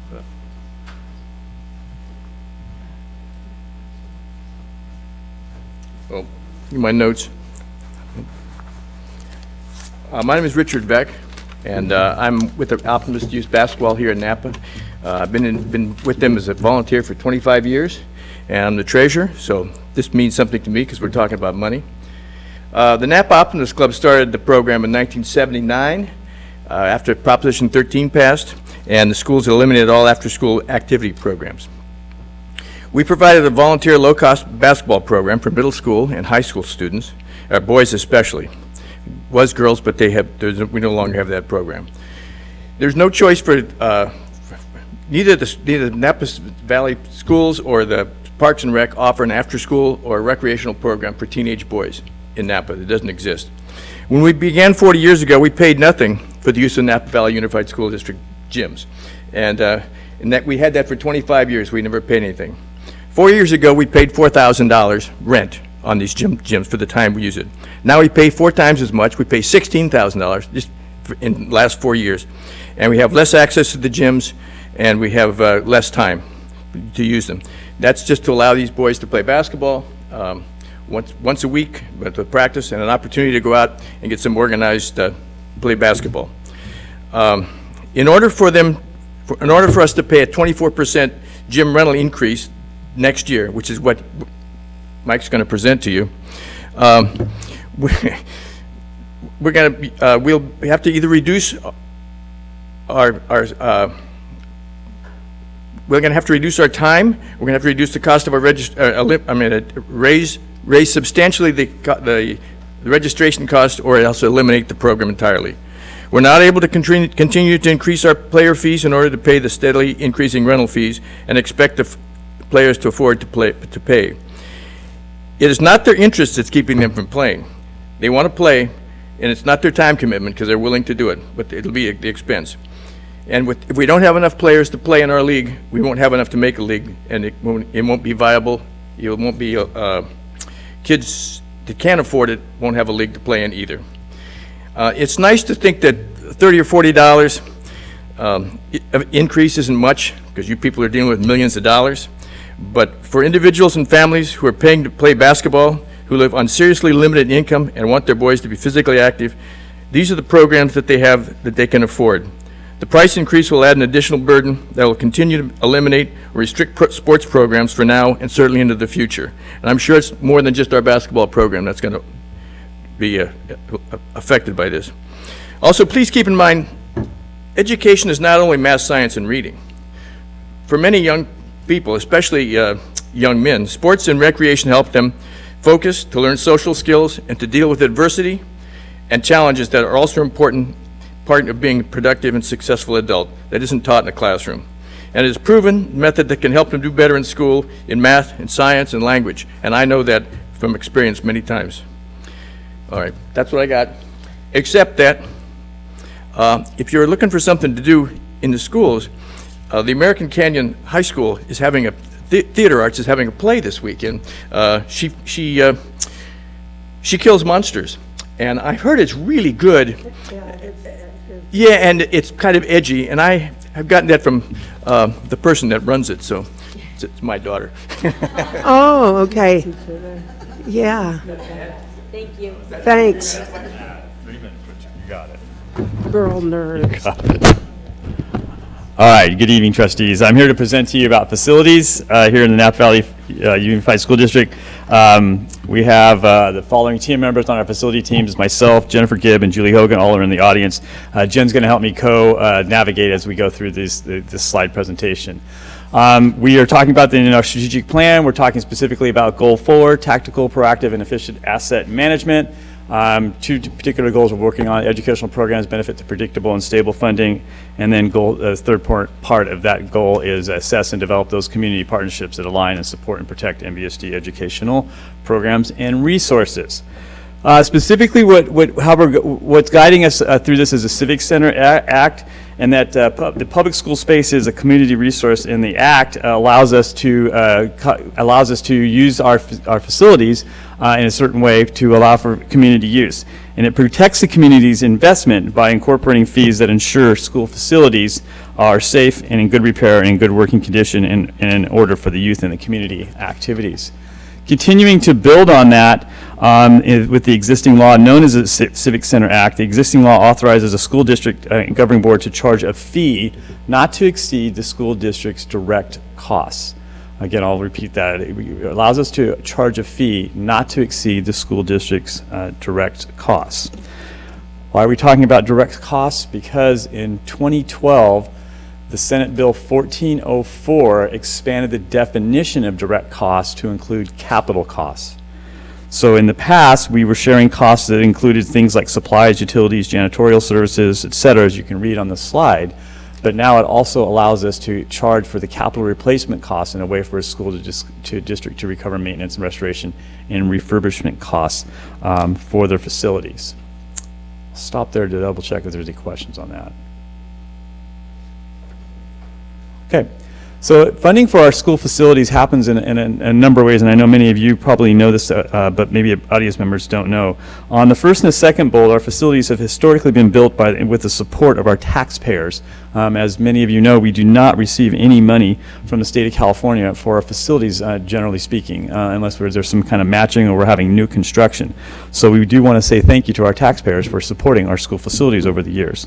On our third bullet, the state of California, again, as I stated, does not provide school districts with money to maintain our facilities either. So this has to come out of our general fund to maintain our facilities.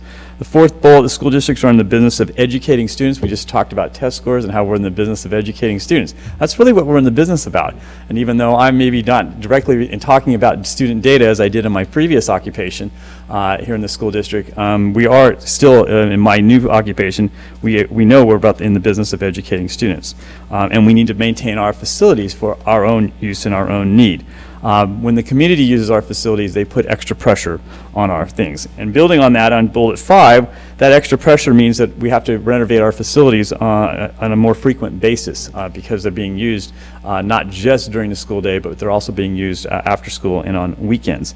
And then bullet 6 also helps us to discover a cost recovery formula that helps school districts determine how much to charge in a fair way to continue to keep our facilities up and running and to improve them. Our current fee structure is the following listed here. I know it's maybe not the biggest print here. All of it is in an hourly rate with the exception of where we use our fields. And our fields, we have had for many years adopted $15 per player on our fields. And the research I was able to come up with, it looks like these rates have been in effect for probably the last 10, 15 years or something to that nature. And we really didn't have a rhyme or reason to why we set these hourly rates or these per player rates, other than it's what we did. But these are our current fees. So when we're looking now at recovering our costs, we can do the operating costs, and those the following things that items that fall under our operating costs: utilities, maintenance and operations, salaries and benefits, custodial salary benefits, campus security costs, maintenance and custodial supplies and equipment, and specialized building management costs. The program costs are the facility use management system costs, and then administration and secretarial salaries. And then here was the one that because of Senate Bill 1404 was the capital costs, so the annual replacement of the construction cost for facility, the building costs, construction costs, and the depreciation schedule for a facility. So when we look at the cost recovery mode using the operating costs, the program costs, and the capital costs, we get to use a gigantic long formula to come up with some things here. So we take the operating costs, the program costs, and the capital costs, we divide that by our total square footage, and that equals our facility cost per square foot. We take our average square foot per facility, and multiply that by our facility cost per square foot, and we divided by our total usable hours, and that becomes to be our facility cost per hour. And then under each one of the areas that I noted on here, I identified what we're using on for our own purposes here in our formula. So I'll stop there, and there's a lot I said there, and there's a lot on that slide if there's questions. Okay. Data used for our cost recovery is the following. So this is anywhere from our total building gross square footage all the way down to our total usable hours per year. And we use the 2,000 hours. And Jen, correct me if I'm wrong, but that does not include the school day. That includes after school hours and things like that. Is that correct? Or is that, no, that's total, sorry. Total hours our facilities are used. So we use the figure of 2,000. And that's pretty standard number to use. Okay, continuing on that. And then this is where Jen came into play with Facilitron and Julie Hogan, and they worked on the cost recovery data and coming out with a facility cost per square foot. So there's all these figures that we're using with operating costs, program costs, and capital costs, and then the total facility costs, and then the far right-hand column is where the rubber hits the pavement, because that's where the facility cost per square foot comes into play. So the building costs are $17.39. You go all the way down to theater costs at $3.07. Okay. We wanted to really highlight capital costs here because this is the new one that came into play. It's not necessarily really new, but it's been 7 years since it came into play. But it is a big piece in the factor for the costs of our facilities and our fees. So as it says, the capital costs are fixed one-time expenses which are incurred on the construction of buildings and site improvements or the purchase of land and equipment. If we look at our model here about how if we were to give a 100% direct cost is comprised of 47%, if we were to charge of 100% of the direct costs, we would be garnering 40% of our operating costs, 1% of our program costs, and 52% of our capital costs. So I'm going to work you through some examples here, but that's why I'm going to keep saying this over and over again. So it's 47, 1, and 52%. So with the direct cost calculation, and again, that's that formula I just showed you, the 100% direct cost in a large gym in our school district would be $201.74 for 100% of the direct costs. Okay? And that would be a Vintage High School gym or a Napa High School gym or American Canyon High School gym. The current fee for the large gym is $20 an hour. We're going to propose a 12% of the 100% of the direct costs, so that the fee would be $24.21. And I'll say this probably a couple times too over this, is that in working with our outside user groups, we do not have an interest in putting any of the user groups out of business, because if we put them out of business, we're taking kids out of gyms and out of pools and off of fields and putting them on the streets. And we have no interest as a school district of doing that. But we also have an interest in making sure that we're charging a fair rate for the use of our facilities. So at 12% of the direct costs, what does that mean? Well, that means we're recovering, having 12% of our recovery. But the first bucket that we recover from is from our operating costs. So we're still as a school district paying for 35% of our operating costs, 1% of our program costs, and 52% of our capital costs. Is everybody with me on that part? Okay, good. All right, if you're with me, then we can go a little bit faster through this. So again, that's that same slide again, where if we were 100% of our direct costs is comprised of the first bucket we go after is the 47% of our operating costs, then we go after our operating program costs, and then we go to our capital costs, if we can recoup 100% of our direct costs. Elementary school fields, so they come out of 100% direct costs would be $9.42 an hour. We're going to propose, currently there's a $15 player, that they charge $15 per player. Really difficult to figure out what that hourly rate comes out to be. So we're proposing a fee of 50% of the direct cost at $4.71 an hour to rent an elementary field. And to do that, the direct cost that we would, and the impact to recovery would be that we'd do a 50% recovery. So we would take we'd get 47% of our operating costs back, a little bit of our program costs back, and then we would still be paying 50% of our capital costs. Okay, again, the same, I've showed you this before, so I don't need to spend time on that. Then for our pools, for our large pools, and they'd be Vintage or American Canyon, they come out to $145.54 per hour to rent the pool, 100% direct cost. They're currently being charged $25 an hour. We're proposing to charge 20% of the direct cost, which would be $29.10 an hour. And then when you look at the direct costs that we get, we would be recovering 20% of our operating costs only. We still would be paying for 27% of our operating costs, 1% of our program costs, and 52% of our capital costs. All right. Again, that's our current fee structure. So bringing that back. And what we're proposing is a new fee structure that would be a percent, as I've already sort of sunshined, is a percent of 100% of the direct cost. And it is going to vary depending upon the current fees, because we wanted to have it fairly similar to what outside users are already paying, but also have a little bit of a bump in here because we've had no fee increase in many, many years. And again, as I said, and as our speakers, our guests shared tonight, I mean, they're nonprofits. If some of these places, Optimus League Richard is correct. They're complete volunteers.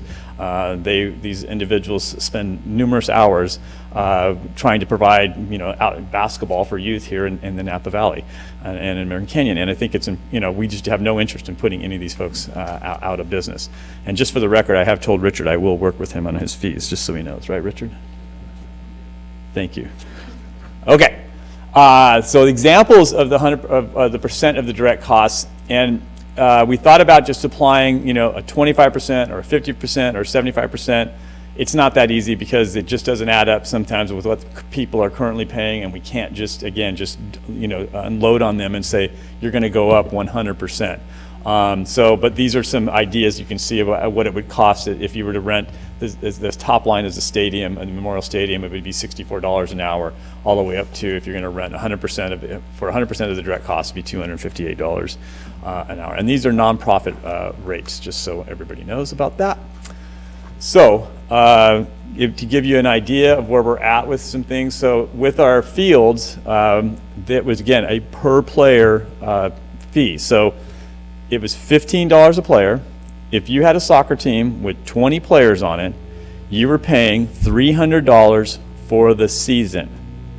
You could have the field 3 hours a day, 5 days a week, and have a game on Saturday, and it's $300 for the season.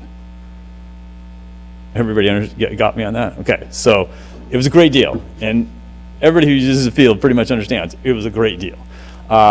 But again, looking at what seems to be fair and reasonable for our outside users, these would be where we're landing on with the elementary fields, the fee, the high school baseball field, and the synthetic fields for the fees on those. And the ones highlighted are where we're looking at starting our fees at.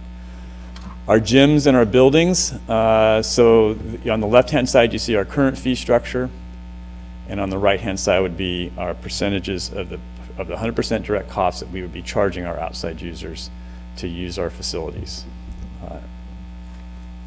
Again, we wanted to keep them fairly close to what they currently are at. And then finally with the pools, again, we're looking at Vintage and American Canyons, but we have other pools as you know, and you can see the rates on the left-hand side. These would be the fees that we would, the percent of the direct costs that we would charge our outside users to use our pools here in the Unified School District. I somehow got through this, Jen, fairly fast. Do you have anything to add that I didn't bring up? Okay. You know, the irony of this whole thing is that there's no kids from Vintage here anymore, and they would be like surprised that I'm talking about this kind of stuff versus student achievement or other things like that. Okay, so then to conclude here for the future in the 2020 and beyond, we're going to continue to determine, look at the metric to use, and the frequency of the hourly rate will be increased with continued review and reevaluation of the direct costs. We're going to continue our partnership and the collaboration and the relationship we have with our outside user groups to resolve some issues and uses. We want to obviously be really fair here. Some of them are in the audience tonight, which I really appreciate them showing up. But things that we do need to still work on is like the number of user groups that can share a field, a court, or a pool, or a building. Now that we're going to more of an hourly rate instead of a user, like the fields, teams would just tie up one field and they would just say, that's my field. And now they may want to put two teams on the field, because of the hourly rate to help stretch their dollar a little bit further. We still need to work out custodial costs on weekends and holidays and how that applies to the uses at our sites. And then with tournaments too, we know that there are some tournaments that happen here, and they put a tremendous impact on our facilities. And not that we want to have a significantly different tournament fee that we would charge, but we do need to look at what seems to be a fair and appropriate fee to use our facilities for large tournaments that happen predominantly in our soccer and sometimes with our outside users in pool. And then finally, we also continue to strengthen our relationship and our partnership with the City of Napa Parks and Recreation Department staff, who's been helping us out with this. We recommend a start date of July 1st of 2020. So just so all you know, I met with a large number of outside user groups last week, went through this presentation with them, answered a lot of questions. We got to this portion of it, and we all felt like this would be the best date to start this. It would allow the user groups enough time to kind of look at their fee structures, allow us to ask some questions, ask us to answer them, figure out, make sure we're hitting that sweet spot so it's helping them out as well too. And it just seemed to be the best date to give them, roughly 6 months out to kind of be ready for some new fee structures. Won't be perfect for every single sport that's out there, but it's the date that the users seem to be the best on that. And that concludes my presentation on the facility fees.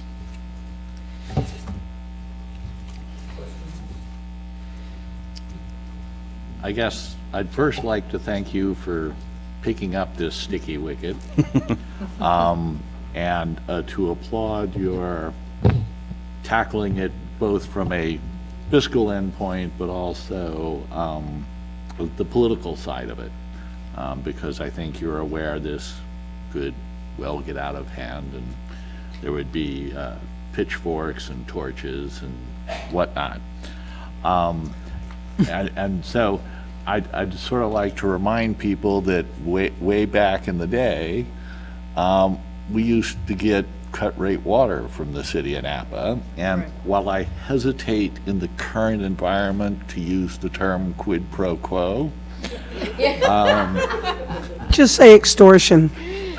that the agreement between the city of Napa and the school district was modified a few years back, and we didn't really sit down and recalibrate our end of the quid pro quo, and I think this is just part of that process. I'd also like to read a short rose that you received from Heidi Zippe down in American Canyon. I told her I'd read her comments in. She's not here tonight. regarding, the proposed fee proposal. I'm writing representing the Ahi swim team in American Canyon, renters of the ACHS pool. I want to express my thanks to Mike and staff for the work they've done on the facility rental issue. Mike and staff met with leaders of Napa and American Canyon youth sports representatives last week to share the presentation. His recommendations for increase in fees are reasonable and fair to our groups and demonstrate parity across different types of rentals. We realize we need to pay a little more, but this bump is not so high as to put us out of business. I support Mike's proposal as a renter and hope the board will do so also. And, we've had discussions with the City of American Canyon and specifically Ahi, because they'd really like to use the high school pool as opposed to the community pool because of the type of the program they run. I can also tell you that the ACMS track and field is used every time I'm walking my dog, which on nights and weekends, it's a pretty high-use facility. I know the community gym, which is a joint-use facility in American Canyon, is also pretty high-use. But we are and have been for decades, multiple decades, not just the 15 years you referred to, helping, and I can't remember the name of the act. We talked about it a year ago. Quimby? Quimby? Yes, the Quimby. Yeah. We've been helping the cities meet their recreation plan needs for decades, but it's sort of been on the backs of the district and the district's taxpayers. And, I look forward to the action item where we spend some time sorting out a brand new quid pro quo, something that we can all live with and support, and sort of burn it all down and start again, because I really think after 4 or 5 decades, we're ready to rethink how it works between us and where the support comes from. So I am immensely encouraged by the action item we'll be going on to next. This is really good work.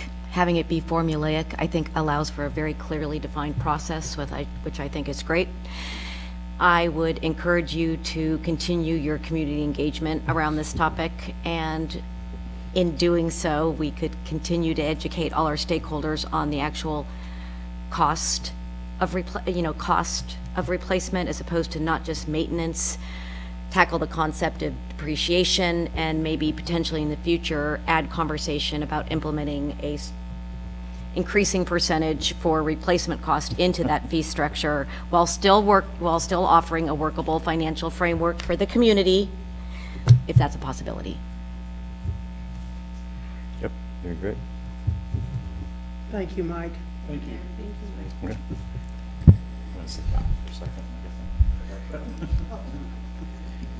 Before we move on to J4A, I just wanted to remind Mr. Shunk that as long as you don't say quid pro quo. I'm sorry. Now on to J4A before I get into more trouble. All right, President Hurtado and trustees, thank you once again. I do want to recognize out in the audience, we do have Katrina Gregory in the audience. She's the Recreation Manager for the City of Napa Parks and Recreation Department, so Katrina's right there, and I do appreciate her hanging in there. I did not go to the City Council one, I apologize for that, but Katrina has hung out here, so I do appreciate her being here on that. Again, we're talking about Goal 4, tactical, proactive, and efficient asset management. We've had a joint user agreement with the City of Napa Parks and Rec for several years. We have worked together collaboratively on renewing our Parks and Rec joint user agreement. It was approved by the City Council on October 15th of 2019. We had hoped to bring it right after that to this group, but because of the PSPS, the Public Safety Power Shutoffs, and the movement of our board meeting, we were unable to do that. But the joint user agreement does allow us, authorizes public agencies to enter into agreements for the joint exercise powers which are common to the contracting parties with the approval of their governing bodies, which is why we're bringing this to you. All right, so what does our current joint user agreement look like? It's obviously a much longer document than 3 bullet points, but essentially what it is, $130,000 is a contribution from the city of Napa. We have multiple agreements and amendments because this has been going on for 15, 20 years? 30. It's been going on we've had this joint user agreement for a long time. So we've had to have multiple agreements put into this, and we're trying to move away from that now, and there's been no capital investment in this. The proposed one that is in front of you that you'll be taking action on later today is a $225,000 contribution from the city of Napa, with the CPI as our indicator, the Consumer Price Index, as our way to kind of increase it on an annual basis.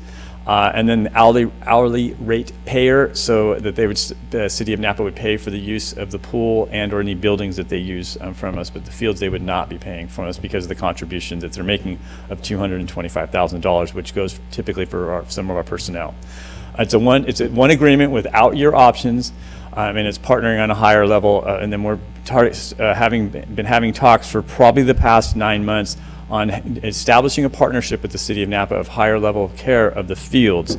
And I'll explain that in a little bit more detail on this next slide. So we've been working, we continue to work cooperatively, and we're going to be working cooperatively to analyze the following items over the next 2 years, and potentially come back earlier than that, but to review the projections of field rentals, impacts to the revenue with any fee changes, accurate sports field capacity, and community requirements for the sports fields. And I'm mentioning these because when we're moving to this hourly rate, we're not sure how it's going to affect our use. We don't think it's going to affect our use that much, but we do think that there will be a little bit less use on the fields because it's going to require some of the users of the fields to really think strategically about how they're using our fields. Because right now, as I stated, it's pretty much unlimited use on the fields for a very nominal fee, as I shared with that example.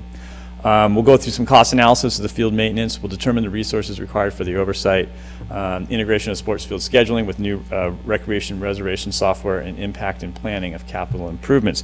Why am I saying this all to you is that what that means is that we're looking and we've been exploring a relationship with the City of Napa Parks and Recreation where they would actually take over the use of the care of our fields and the renting out of our fields. This is a model that we learned when we were recently attending a conference last year. And one city in particular, the city of Danville, does this with the San Ramon Valley Unified School District. They actually take over the maintenance and the care of all the facilities in the San Ramon Valley Unified School District. The city of Danville does. We have not expressed that with the city of Napa, but we've talked about them taking over some things, such, for example, starting small, maybe it's with the elementary fields, and maybe some middle school fields and things like that. But we're really excited about it. We're really excited about potentially this partnership with the city of Napa, and Katrina and her staff have been really good about meeting with us and sort of saying, yeah, we want to study this. We like this idea. We want to make sure it works for us financially. We want to make sure it works for us too as a school district. So that's why we've been taking some time on that, but we're really excited about this potential partnership. So I'll come back later well, actually I won't. You'll be taking action later of adopting this new joint user agreement, and I'll be happy to answer any questions you might have going forward. I do have a question. You said they were going to pay the hourly rate, but which hourly rate is that? Because you showed us a host of Great 4 question. to 5. Great question, Trustee Gassi. They'll be paying the hourly rate up until July 1st. It's the current user fees, hourly rates. So for the buildings and the pools. And then going forward, they would pay the new rates. Okay.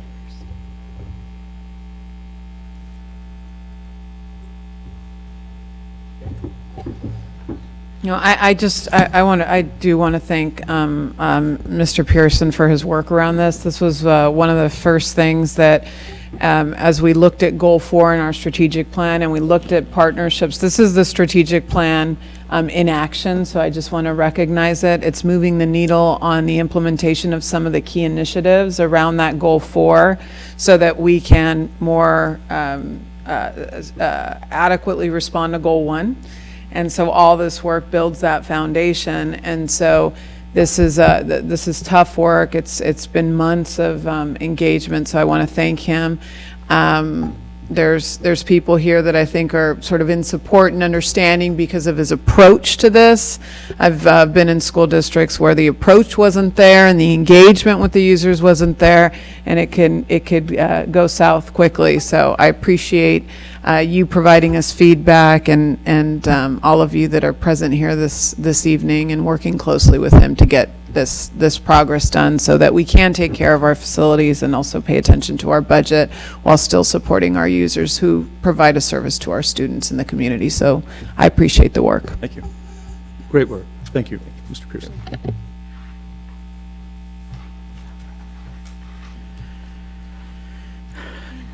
Items K, action items. K.1.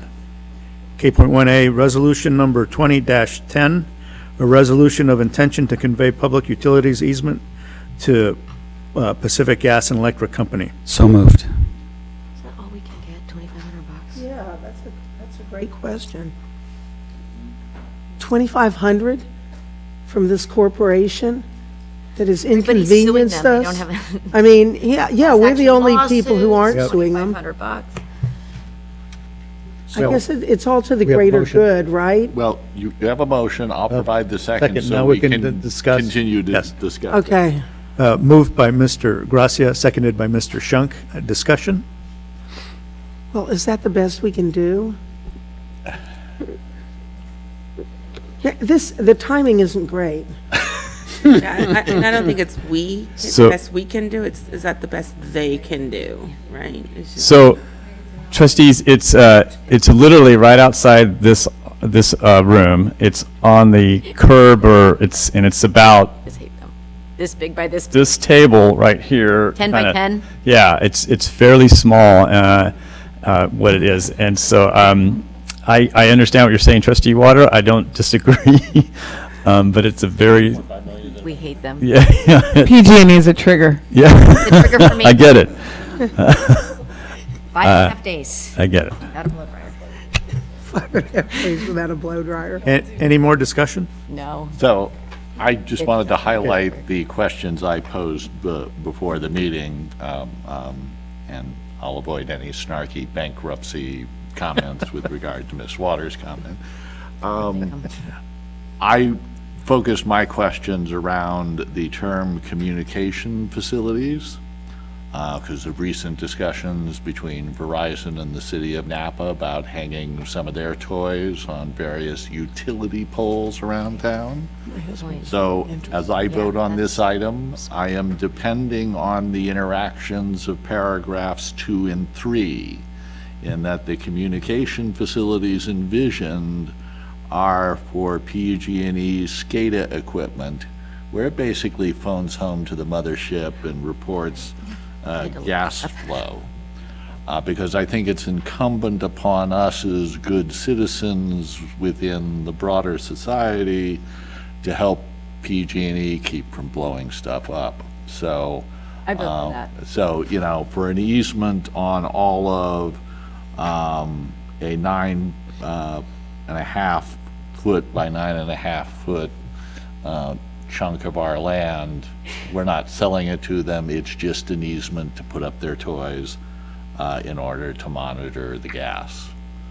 But I don't envision this agreement allowing them to get into the telecommunication business or for any T-Mobile, Verizon, or anybody else to go sticking their toys on top of our property without coming to talk to us, so. Any other? And we're ready for a vote. Roll call. Trustee Water. Aye. Trustee Jankowicz. Aye. Trustee Gonzalez Mares. Hi. Trustee Hurtado. Aye. Trustee Martin. Aye. Trustee Shunk. Aye. Trustee Gracia. Aye. Student Trustee Madrigal. Aye. Item K1C, AB 112/2756 for NVEA, NAPS Management Confidential SCSEA. I'll move.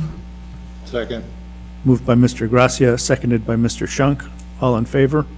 Aye. Aye. Thank you.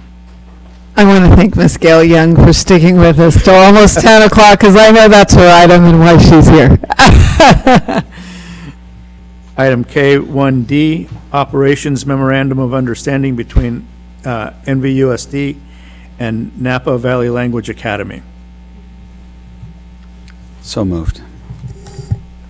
I'll second. Moved by Mr. Shunk, seconded by Ms. Martin. No, it was Mr. Gracia. Oh, you guys look alike. Moved by Mr. Gracia, seconded by Ms. Martin. And I assume Rob's okay with being the educational contact too? Yes. Okay. If he's good, I'm good. put a combination of me and Rob. It was just Robin. It's Rob and Rob Yeah. for fiscal and educational. Yep, that'll work for now. I do want to, I'm sorry, I want to go to this item. K4. Well, it's K1D. K1D. There's the letter in the operations MOU. Yep, so I do want to also recognize,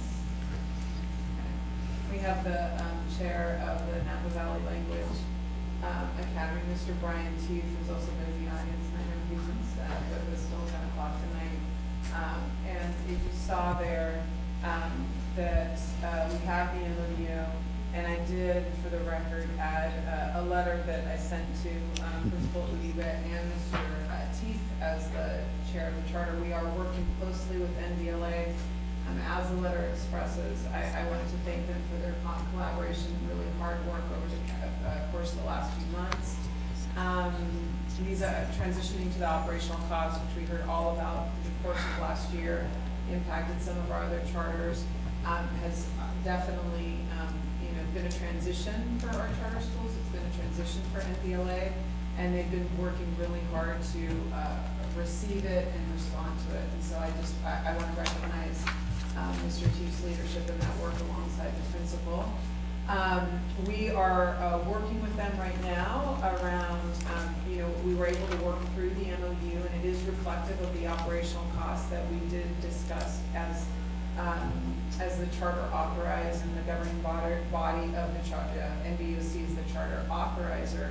And our current work with NVLA, now that the MOU is being approved by both their charter council and now you, as the governing board, as charter authorizers, we're going to work closely with them around their multi-year budget to just really take an examination around their fiscal sustainability over the course of the next 3 years. And they've made some significant reductions in terms of their staffing that I know has impacted them as a charter school. So I just want to recognize that. I know that that's not easy work, and I know that it's hard work. And I know that the business manager of the charter school actually was at training with the assistant superintendents, Rob Mangwala's business team, also yesterday. Was that yesterday?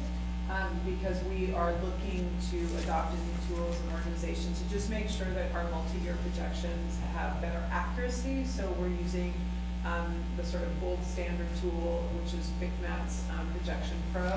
And we've asked NVLA, given that they use our employees, to also adopt that. So we're speaking the same language as we do this review of the multi-year projections. Sounds great. So we're appreciative for the business manager also attending that. Now I think she'll take that learning, go to work, and then we'll be able to do a review and take a look at those numbers and continue the ongoing dialogue. So thank you for being with us tonight. Thank you. Thank you. I did have one question. I wanted to know if we were going to take advantage of the opportunity given to us to send someone as a non-voting member of the board to their meetings. A representative from NVUSD, yes. So we will have some discussions around that. In the past, Ms. Martin Rocco Hunt, who was the educational lead on previous MOUs, did attend many of the charter council meetings. And we have some transitions happening in instruction right now. So a model I might be looking at is various administrators cycling through that seat, just to kind of share the load, because we have some transition in terms of management in our instructional division, but we will look at that.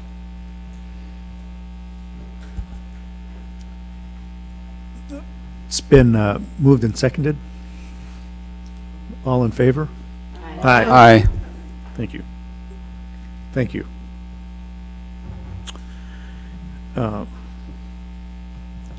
On to item K2, K2A, Memorandum of Understanding between Napa Valley Unified School District and Santa Rosa City Schools. So moved. Moved by Mr. Gracia, seconded by Mr. Shunk. All in favor? Aye.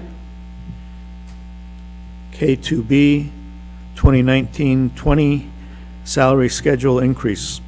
So moved. Second. Moved by Mr. Gracia, seconded by Ms. Water. All in favor? Aye. Approval of employee agreement amendment for executive cabinet. So moved. Moved by Mr. Gracia. Seconded by Mr. Shunk. All in favor? Aye. Thank you. K3A, contract between Napa Valley Unified and Walsworth Yearbooks for Redwood Middle School. So moved. Moved by Mr. Gracia, seconded by Ms. Gonzalez Mares. Can we clarify why, we got yearbooks sort of all over, why is this one before us? Okay, I can answer that question. You know, go ahead. Do you want to answer it? Because it's over $10,000, it had to come to the board. Over 15. Oh, over 15. Over 15, sorry. So because it's over 15, it's coming as an individual action item. And so with our new kind of rules around agenda building, under 15 goes on the spreadsheet, but if it's over, it goes on as an action item. This is the ghost of Jackie Dixon. Okay, so I have it's been moved and seconded. All in favor? Aye. Oh. Ms. Madrigal. Aye. Thank you, Ms. Well done. Can we do that retroactively? Can we just kind of? K3B, contract for services with Salient Health. Second. Moved by Mr. Shunk, seconded by Mr. Gracia. Ms. Madrigal. Aye.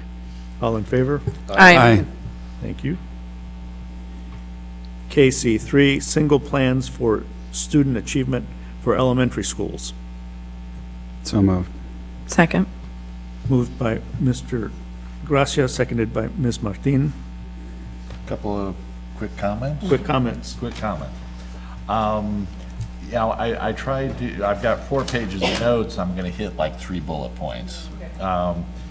One is, you know, we'll have a discussion at some point on chronic absenteeism.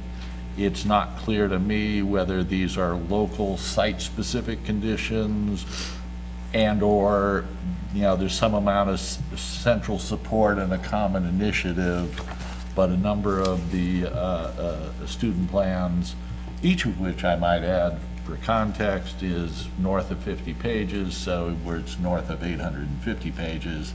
And as staff is aware, we actually read most of this stuff. So, you know, it's not clear as we get into chronic absenteeism. Northwood reported 25% of their students with disabilities chronically absent. So, you know, for some schools, it may be a bigger deal than others. A number of the SPSAs touched on before and after school programs, which were limited or substantially cut by district resource issues. I am mindful that we will probably in the year or 2 ahead be talking with Mr. Pearson and the gang regarding start time legislation and the pressure that might be put on these programs as we sort through how to deal with start time legislation. Yeah, there were some specific needs, like at Snow, asking for some specific training that weren't, you know, that the other 16 schools really didn't call out. And with that, you know, it's hard to extrapolate the common themes, but those were some of the themes that I pulled out at this late hour. Well, you did a better job than I did look for connectivity amongst, excuse me, all the plans. And like Joe said, there was a lot of data. I guess for me, it was, I'm reading through all this, and I had to ask myself, what am I approving? What is it that what is my takeaway? I understand their templates. Rosanna made a great comment, or Dr. Massetti made a great comment that they're like the LCAP for these individual sites, and that they develop them to improve opportunities and ultimately success, coordinate all their programmatic services, et cetera, et cetera.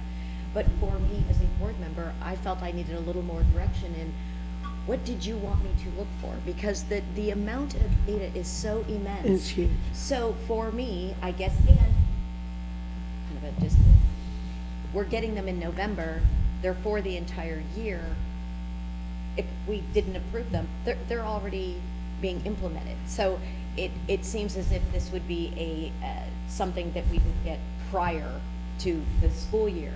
So it seems as if we are using these as a clarifying document to make sure that the individual sites are aligning with our strategic plan, and if I'm clear on that intent and that template is supposed to do that, then for that reason, I would approve it, because I don't know what else I'm specifically approving in this, when it's presented in this manner. I don't know what you're looking for from us. Well, on a superficial level, it's part of EdCode that the board, the local board would approve the school site plans annually. So there's a fiduciary kind of responsibility. That was exactly what it was. I wasn't going to pretend that my input was necessary, warranted, or wanted, but it does help to understand if I'm going to read, like Joe said, and reference these documents and read through them. Mm-hmm. If you're looking for something, there's something important from your vantage point, it would be nice to share so that I educate myself during this process to better support you and your process. Absolutely, thank you. And we did give direction to the sites that was new this year, in that all of the site plans had to be in alignment with the strategic plan, which you probably noticed in terms of the goals.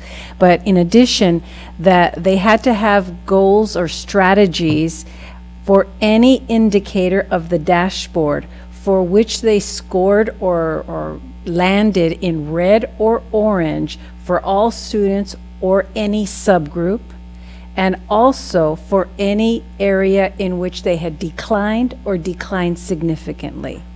So those are some of the parameters that were given to the sites. I appreciate that. Thank you. Sure. The other comment I would like to make is the quality of what I was reading was uniformly better than prior years. So a big attaboy for those that put in the effort, and it was uniformly better than it has been in prior years. Thank you for that. I wanted to follow up on what Joe said. While it was certainly better than some of the other reports that I've seen, there was a bit of wide variance from report to report. So some were definitely much better than others. So hopefully we can bring some of them up to the standard of the better ones.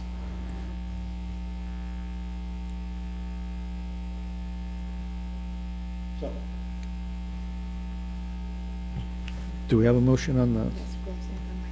Okay, all in favor? Aye. Aye. Thank you. Oh,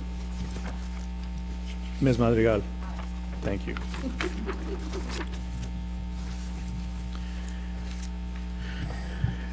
K4A, SPC 18.1-20, call for leaseback requests for qualifications and proposals for multi-campus improvements, seismic, roofing, paint, and security.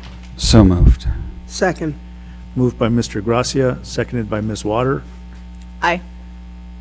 All in favor? Aye. K4B, 2019 to 2022 joint use agreement between NVUSD and the City of Napa Parks and Recreation. So moved. Moved by Mr. Gracia, seconded by Ms. Gonzalez Mares. All in favor? Aye. Aye. You know, I thought I was going to have this down by the last meeting I had sitting in this chair, but clearly It didn't happen. It's not your last meeting, Chair. Yeah, Yeah. it is. The next meeting is the organization meeting. Information.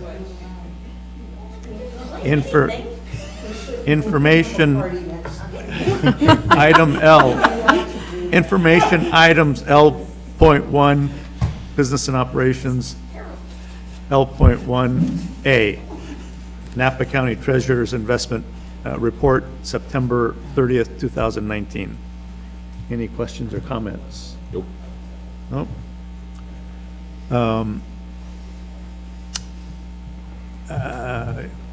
L2A, quarterly report of Williams uniform complaint. Any? Nope. Good job. Way to stay at 0.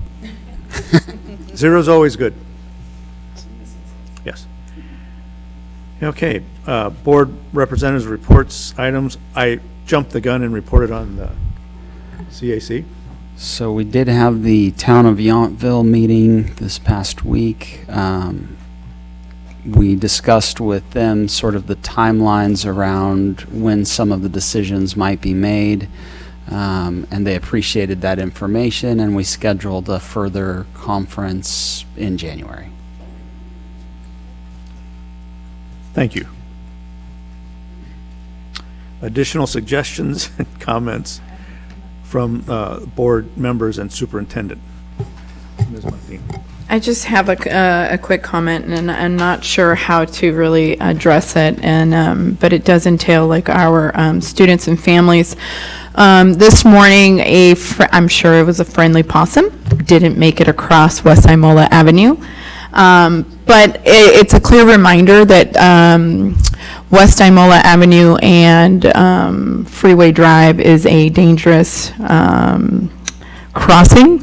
I live in that area, and when I saw the possum, I said, this is a clear reminder. I have to remind our board and the possibility of going to the city of Napa to do something about. We have students and families walking off of South Freeway, crossing West Imola onto Golden Gate Drive. And the reason why they're doing this is they are forced, because if you walk on the south sidewalk of West Imola, which is the sidewalk where I live, it ends. So it forces families to have to cross midway even without a crosswalk before you hit Foster Road. So with the closure of First Street, it has exacerbated the traffic in that area. Even if they reopen First Street, it's still a common problem. So it's, I don't know how to bring this up if we talk to the city, and then of course, because there is access on Golden Gate Avenue into Snow Elementary School, this is something I brought up, with our principal and said, yes, it's an ongoing issue. But we didn't really address how we wanted to talk to the city of Napa, so.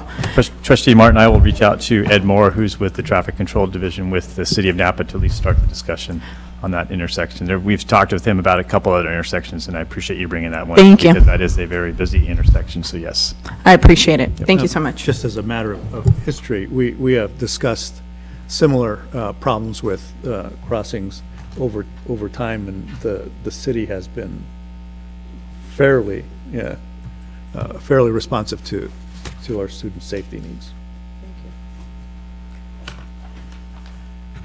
Mr. Hurtado. Yes. I have one closing thought. It's a long thought, but it's a closing thought. We talked about the CASP results tonight. I think we can benefit from our students having more time on task. I broached the subject a year ago on the need for possibly having smoke days. Discussion in earnest was put off in the hope that it was a one-off. Now we have public safety power shutdowns on top of smoke days. I think at some point we're going to need to at least talk about, and I'm not sure whether the forum is here at the board, at staff, but talk about emergency days. And I'm painfully aware the calendar is a complex topic and no one dives into it who hasn't been through a few calendar battles. But the fall is already shorter than the spring, which primarily affects our secondary and the one-semester courses. Yet fall takes the brunt of smoke or power shutdowns. The Sonoma superintendents this past week met with the superintendent of public instruction, Tony Thurmond. Their loss is far greater than ours in time lost in the classroom, but they raised the following if these losses continue.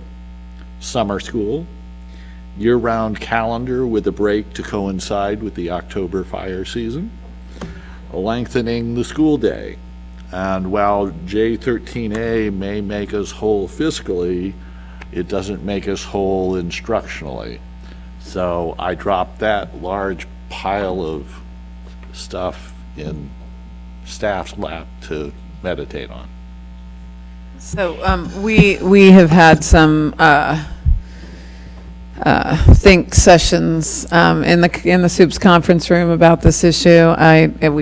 Gail Young is still here, and she's been part of those discussions. I don't know, Dana, if you want to talk about, given that calendar is a negotiable item, and so it impacts the world of human resources. You may have noticed that we haven't brought the calendar for 2021 yet, or for 2021, and it's because we are looking into different possibilities to build in some cushion if we have to take some days off in October. So we're talking about it in executive cabinet. We're going to try to come up with a solution that is the least painful for people, but will provide that cushion if necessary. And we'll bring that back shortly, because we also know people are really eager to get their hands on that calendar. So I'd be looking for that in the next, probably, I don't know if it would come in December, but potentially in January. Mm-hmm. In addition, on that topic, we plan to go to, on the 19th of this month, Bill Dodd is having a town hall meeting at the Little Theater in Napa College, and so at least we potentially will have an opportunity to voice our concern over these days from a school's perspective. So I'll be attending that as well, too. Any future agenda items? Oh, I just wanted to say something about our speakers tonight, our four students. It's always my favorite part of the night, but Mr. Ong, when he said when he went to 9th grade at American Canyon High School, and he found the atmosphere exciting and energetic. And, you know, as an English teacher, I get a kick out of alliteration, but I was thinking what a great spirit and what a tribute to that high school, you know, that he'd say that. So go pass it on, Joe. Jose, I've loved having you at the gavel. Thank you for a job well done. Well, thank you. When you sign up for the next 4 years, you'll get another round. So Yeah. fine, it's not over. On that note, Sounds like a quick adjournment. I'll entertain a motion to adjourn. So moved. I'll second. Moved by Mr. Gracia, seconded by Ms. Martin. All in favor? Aye. Oh, and? Aye. Aye, okay.